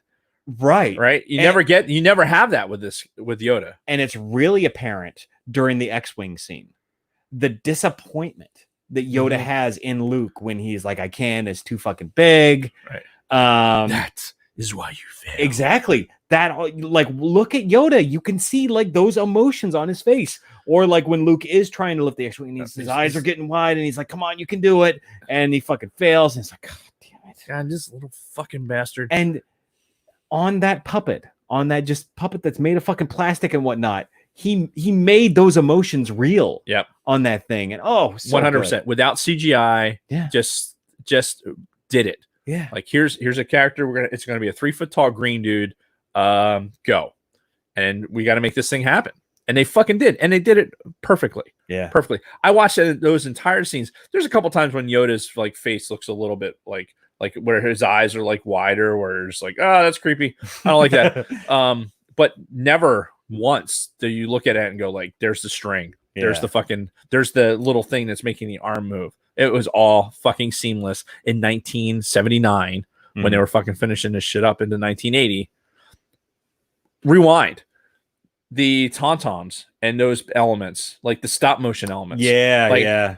I was telling Kathy, like that's stop motion. That's an actual fucking thing. It's an actual like it's a clay fucking thing. That is an actual figure that they're doing stop motion for. Yep. And this was in 1979. And you're watching this shit now, like we know it's stop motion. Yeah, I mean it's pretty obvious now watching it, but it doesn't take away from the fact that that's the scene.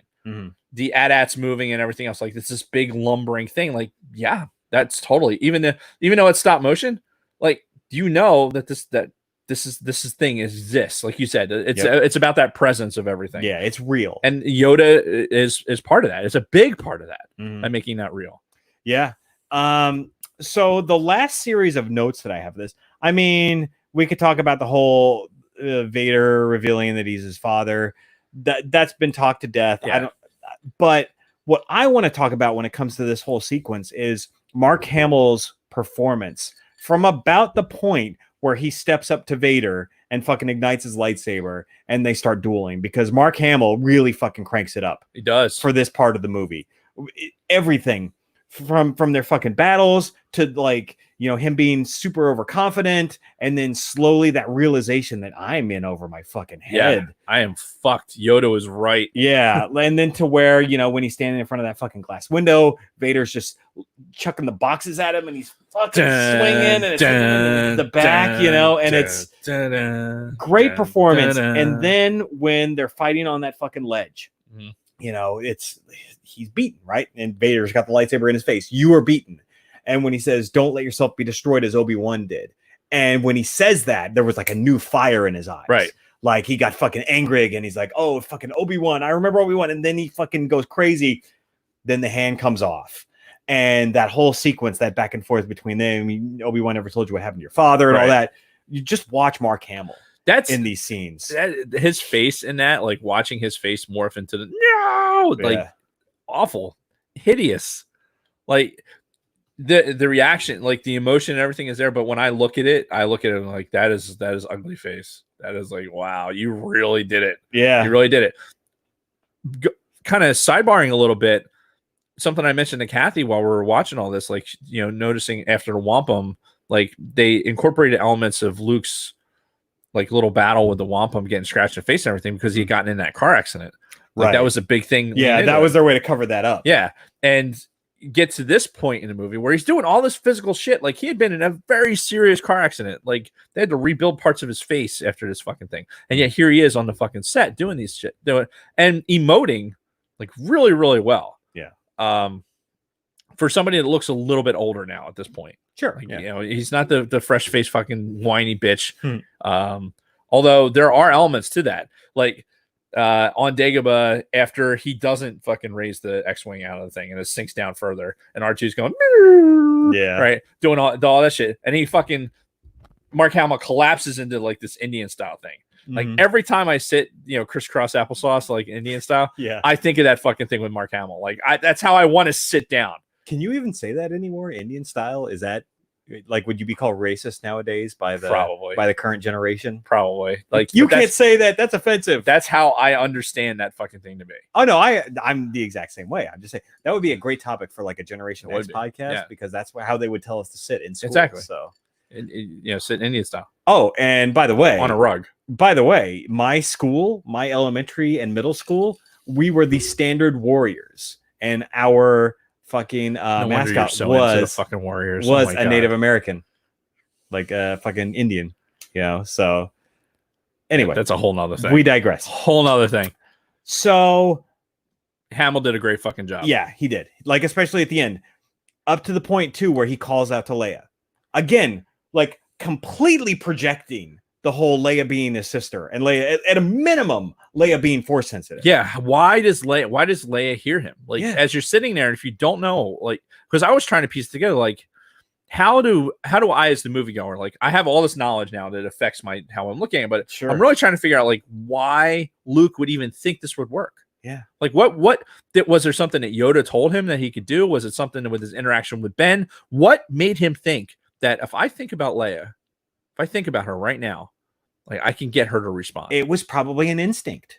It was probably, he felt, something inside of him was always there, like where he always knew. Oh, fuck. It's because he saw them in the future.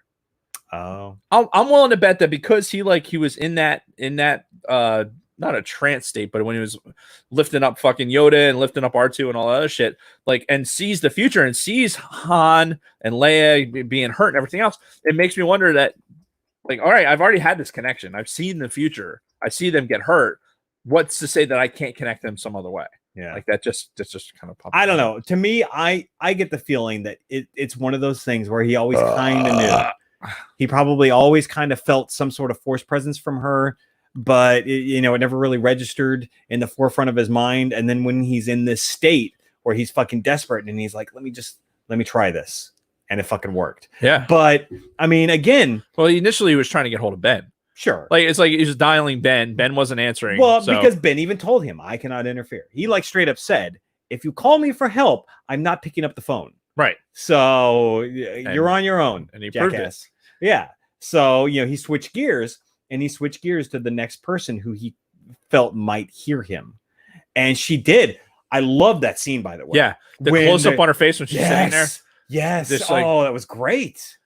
Kathy had made the comment, and I didn't pick up on it until she said it. Like, she's actually like holding the wheel, right? Because for me, there's an element she's sitting in the pilot's chair, right? Han's gone. She's sitting in the pilot's chair. Chewbacca's in the co-pilot seat, right? So is she flying the Falcon at that point, or because I took it as an element of the story where it's like, okay, yeah, they've got Lando on board, but Lando's subservient to basically, like, in the order of things, Leia being connected now with Han because they had their fucking they bumped uglies right before the fucking Vader dinner. So now she's in this position of power, and Chewbacca understands it naturally. Like, yep, my job is to sit here. Like, she's in command, and if fucking Lando's fucking Lando, right? Yeah.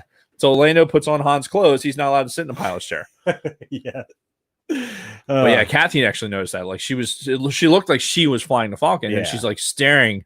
She's got that stare into space. It's like, Luke. Yeah, that was good. That was really well done. Yeah. And then again, knowing now what we know, that they're siblings, twins for that matter. So it's like, that was good. That was really well done.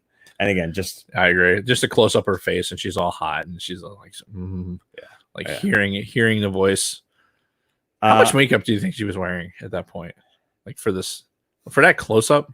I mean, gotta be a fair amount, a decent amount. I mean, I don't think it was like caked on. Like, just I don't know. It's tough because that's a close up. Yeah. That was a close up. I'm ready for my close up. Sure. Like, you can see your nose hairs in that thing, but I wasn't looking at nose hairs. But okay, I'm just saying, for instance. Anyway, that's really all of my notes. I mean, there were a couple more. Only just up to there. Okay.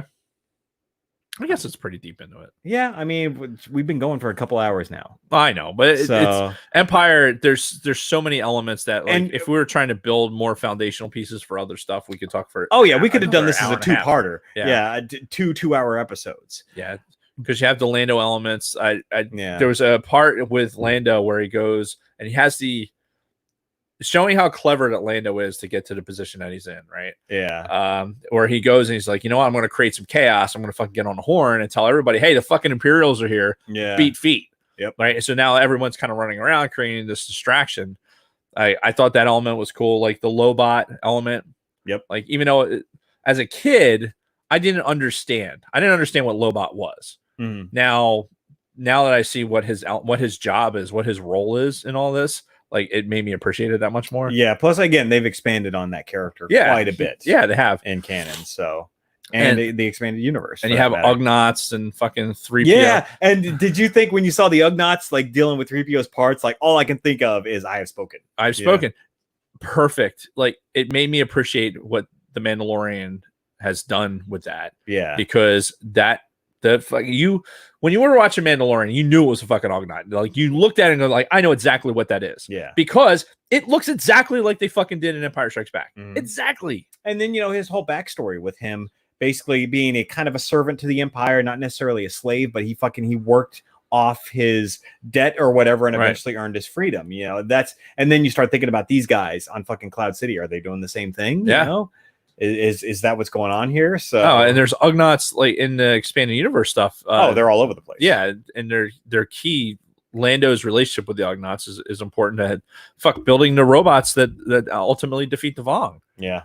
Which in the Summer of Legends, had we gone deeper into the Vong story, we would have got there. But yeah, I know we're getting a lot of criticism too for Summer of Legends. My ass. It's like, all right, fair enough, but hey, we had to rip off the Band-Aid. This is the way. Yeah, this is the way. Now, I'm trying to think, what are we missing now? Like going to the end of Empire. The fucking scene where the Falcon gets away because R2 goes and fucking has delusions of grandeur, reactivates the hyperdrive. Right. Yeah, he reactivates it. Fucking Vader's look out the fucking window. Oh, that was good. That was fucking where he just turns, looks back, and then just walks away. Motherfucker. And everyone around him is going like, don't choke me. Don't choke me. Yeah. It's that scene from Spaceballs where everyone's like, they're covering up their fucking balls. Yeah, because they all know that at any second they could be just fucking dead. He would annihilate everybody. And at one point I was like, this is where you insert the fucking Kylo Ren scene where he goes into a fucking room and just destroys it with his fucking lightsaber. Yeah. Yeah. Obviously that doesn't happen. But that would have been fun. Yep. But yeah, no, you're right. That kind of that second look that Vader gives to the fucking viewport and then just turns around and just, all right, fuck it. And I think the only other thing, that last scene with Luke standing there with Leia on the fucking the runner. The medic. They were still on the medical frigate, weren't they? Is that the medical frigate or were they? No, that's right. They were on the medical frigate. They weren't on the fucking Spice Runner or whatever the fuck it. What the hell? What am I trying? Blockade Runner. Blockade Runner. Thank you. God damn it. I'm getting a reminder. I told them to remind me. Yeah, how short fucking Luke and Mark Hamill and Carrie Fisher are. Yeah, like because you have you see that like they're standing in the window like, wow, they look really short. Like Carrie Fisher was 5'1", and at one point when they're exiting Cloud City to get to the Falcon, right? Clear as day, Leia's wearing heels. Like she's in no shit fucking like platform heels. Yeah. As they're running around and doing this shit. It's like holy 1970s. Yeah. Like where she as an actress in this fucking role running around is wearing fucking heels. It's just fucking crazy to think about. Yeah, and especially when you see her side by side with Harrison Ford, like he just fucking towers over because her. He's 6'1" and she's 5'1". Yeah. And Mark Hamill's 5'9". Yeah. So it's like, yeah, Harrison Ford is the older, he's the larger than life guy and everything else. Obviously not as tall as fucking Vader or Chewbacca, but still, it's interesting how when you're making a movie, it's not by accident. It's not by accident that you have like size differences in people because height means something. When you're trying to tell a story, a two-dimensional story, like sometimes this larger than life character needs to be a little bit taller. Yeah. You know what I mean? So and that goes along with the character and everything else. He's, a very confident guy, a very suave motherfucker. Yep. Where, is the shorter you get, the more insecure and everything else you get. Well, I don't know this from experience. I was going to say you would know. I don't have any experience in this. Yeah. Although I was short at some point. When you were like 5? No, I was like when I was a senior in high school. So I was going to bring this up when I talked about, starting to get back into working out and everything. You piss me off a lot of the time. Yeah. Because, I feel like with my body type, my genetics and everything else, when I do hit the gym and I am trying to like look good and everything, like Right. I have to work extra fucking hard because my body type is closer to Danny DeVito than it is Arnold Schwarzenegger. You know, okay. Whereas you, if you even put in half the amount of work that I put in when I'm like at my peak for like lifting and everything, you'd be a fucking beast. And I hate that because you've got like the perfect frame for like, you know, when you're in really good shape, your arms are fucking just massive and you look like you'd fucking rip a dude's fucking head off. Yeah. And I hate that about you. Yeah. I don't put in any work. I really do. I mean, there's a lot of medical issues behind all that. Well, and I understand, and I know that's why you don't do a lot of that kind of stuff. But the escape pod is pumping you out, man. Jason's presence is tall. I appreciate it. And they've been in his presence, so they would know. Yes, you would. And I'm the do as I say, not as I do guy as far as fucking working out and shit. Because I would love to. I am envious of your fucking workout. Like the fact that you can actually get yourself to fucking work out even when you don't feel like it. Yeah. And enjoy the result. I've never been like that. No. Like when I worked out as a in like high school, like senior year, really when I started to have a growth spurt and like was swimming and like, you know, a skinny frame. I was a skinny kid. Yeah. It wasn't until like, I've seen some of the Skinny Dave pictures. Yeah. From your youth. But I, you know, from swimming and from the sports and everything else, I was really, really strong. I've been lucky that way. Yeah. I'm really lucky that way. Now that I'm a fat body, now I just have to take the same energy and like use the leverage right to move me around. But no, man, like you have the frame for it. Like if you legitimately put a bunch of effort into actually lifting and strength training, you would look like a fucking monster. Well, don't tell Kathy that. I don't want to get her hopes up. Anyway, I don't know how we got on that tangent. I don't either. But so we were talking about you being short. Yes. My puppy had an accident. Like so. Sidebar: the puppy has been alone in the house for the first time in like probably 3 months. Because we've always been home. Yeah. We've been home since the COVID thing started. So like, and because our older dog passed away, like so she's in the house by herself. Probably for the first time today. Yeah. I felt bad driving away because she's like in the window, like doing her sad puppy thing. Yeah. Like, oh man. Like maybe like Jason could play. No, she would. It's like way too much energy. Indy would probably be like running around circles. I'd just be like, what the fuck is happening? Yeah. Well, you did bring her over one time, right? Holly? Like when like you'd had her for a few months and you brought her over and her and Indy were like super energetic in our living room. Oh yeah, that's right. Yeah. Well, Holly's a lot bigger now. Yeah, she's bigger than that now. Maybe we'll have to entertain that later. Yeah. So, yeah, we're wrapping. This is the wrap up portion. It is of the show. We should probably thank some people. I think we should thank some people because as we've gone on this journey, 3 years running, you know, we've had a lot of folks that have been, you know, staunch supporters of us. Going all the way back to your Isaac Sipes, who's been with us for damn near the entire time. Yep. You know, your Bronco Fets, Shotgun Mark, the Escape Pod guys. Right. You know, Don and Brady. Guys that fucking drove hundreds of miles to come out here for the 100th episode show. Yeah.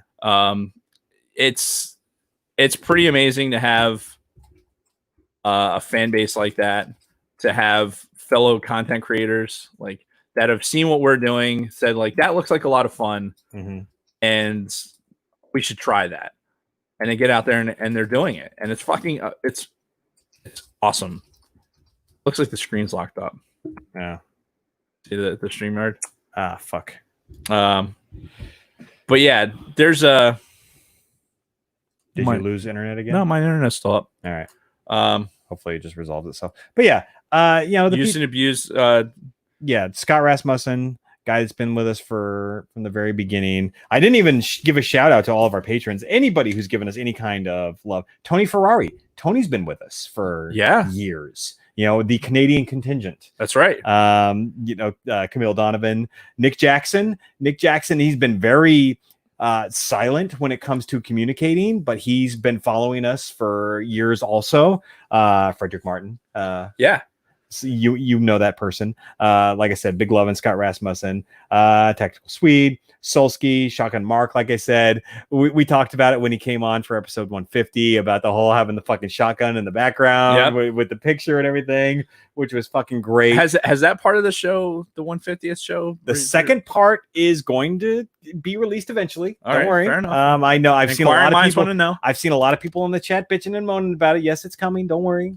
But see that, and that's why All Things Star Wars isn't over for good, because you will see stuff like that. And then even our more recent followers, like Luna Girl, she's been basically running the fucking chat, for the last several months. You know, she's been in the chat, like being the most active person out there. She put together the fucking drinking game. She sent us our fucking napkins. Right. You know, she's been a huge supporter of us. Yeah.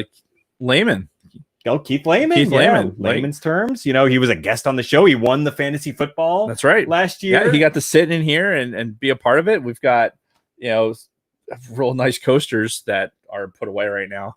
But, coasters, again, content creators that have been watching all this kind of go down. And honestly, let's face it, we probably make it look pretty easy.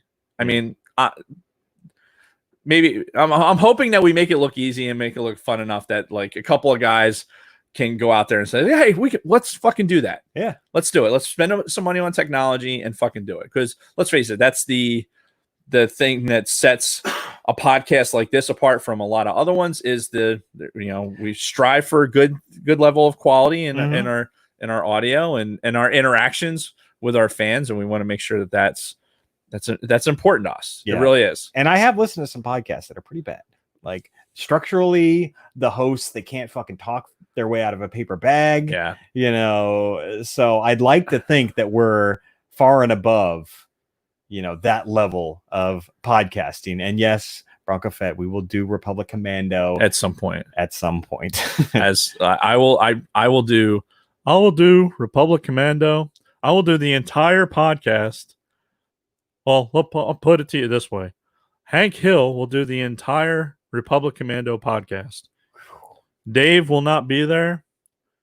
He'll be with you as always, is Hank, and then we'll do it. Yeah. And you hold me to it. I know you will. And look for the relaunch of the Used and Abused podcast on September 11th. Never forget. As Scott's kind of going in a new direction. Scott and Kim, I would hope, for the new show. So keep an eye out for that. And I know we're forgetting some people. I know we've had other people who are either just post a lot in the group, or we do have a lot of followers that just don't really say a lot, but they've been following us the whole time. They download the show every week. They listen to us every week. And every once in a while they'll reach out and be like, hey, love the show. Thank you. And, thank you guys. Yeah. Because you've been the motivation for us to continue to do this. Because there have been times where we're, the motivation to record some weeks is just, it's low, but we know you guys enjoy it. And the fact that you guys do enjoy it so much is why we enjoy doing it. Does. We've gone on record as saying that the podcast is something that we look forward to. But you're right. There has been some weeks where it's like, hey, do we really need to do it this week? Yeah. Yes, we do. There's people that you guys out there will legitimately call us out. Be like, hey, where's the pod this week? You know, what's going on with that? And it's a motivator. It's not a negative thing. I mean, honestly, any feedback we get from fans, the 5-star reviews that we've read, regardless of whatever you fucking put out there. We can't forget. You mentioned the Bronco Fets, Orange Jacket guys. Oh yeah, Orange Jacket guy too. And look out for, they got a podcast coming out, the Orange and Fett Show. Yes, which we'll pimp that quite a bit when we move over to Gen X Point of View. Yeah, and make sure. Hey, look, we're starting Gen X Point of View because we want the Jason and Dave show to fucking be a little bit more broad, so we can, our hour and a half of bullshitting in front of our Star Wars bit of the podcast, we want that to be not feeling like we're doing Star Wars a disservice too. I mean, let's face it, that for us, like the entertaining bit, like us breaking down fucking Empire Strikes Back, most of the people that are listening to this, like that are Star Wars fans, feel the same way. Yeah. I mean, we're not earth shattering any fucking thing here. Like, people are recognizing the same shit we are, and if we do pick out something in somebody else, then it's fucking awesome, great. Right? Yeah. But maybe we thought about something somebody didn't. Yeah. So, but 90 minutes of this podcast was us bullshitting about rando stuff. Yeah. And that's what we do too. Yeah, and that's our podcast, and that's what we're looking to. It is not on iTunes yet for the Gen X POV. No, but what I'm going to be doing is, so for especially the people listening to the audio version, when I push out the audio portion of Gen X POV, I'm going to push it out here on the All Things Star Wars feed as well. So if you're just following the All Things Star Wars feed, you're going to see the Gen X POV, and I'm probably going to do like a pre-recorded thing. I'm going to throw at the beginning of it, like, hey, this is our new podcast. You can also follow us here, social media. Yeah, here. you did that with Project VCR. I remember that because we were basically co-streaming that stuff. And yeah, so I'll do the same thing for the first few episodes of Gen X POV. I'll post it to the All Things Star Wars feed with all of the details where you can find us. Right, and look for us on Podbelly too, because we're going to be the Gen X point of view podcast is going to be on Podbelly. Yep. We're looking forward to the support that the Podbelly network gives us. Yep, and we've also already got a new sponsor lined up. Yeah, too. So while you're supporting Podbelly, support the El Yucateco brand, because we're still going to be talking about El Yucateco, and we're grateful for the opportunity to be able to push their wares. And then we'll have a new sponsor that we'll talk about next week when we start Gen X POV, which is awesome. But we're not beholden to anything. We'll do our thing, but it's easy. Like, if you're going to tell me that you're going to give us money for me to talk about this for 30 seconds, okay, fine. What else do you want me to talk about? You want me to talk about fucking nonstop dildo production? Sure. You're going to give us money? Is that even better?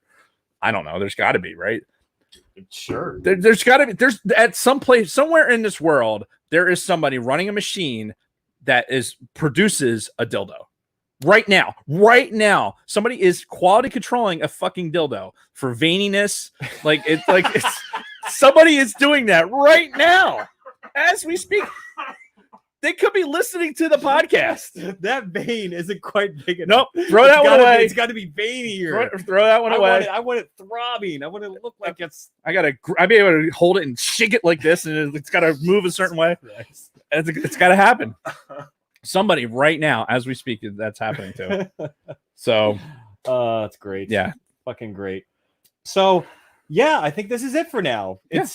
And my note in here is goodbye for now, but not forever, because again, we're not completely closing the door on all things Star Wars. We're just moving to the next chapter, and we might reminisce here and there, and we might just throw out a new ATSW episode here and there. But this isn't the end for anybody. It's just a slight shift in focus. So until that next day comes again, thank you, everybody, for watching on YouTube, for listening on the audio, past, present, and hopefully future. And until next time, everyone else and Dave, may the Force be with you. May the Force be with you.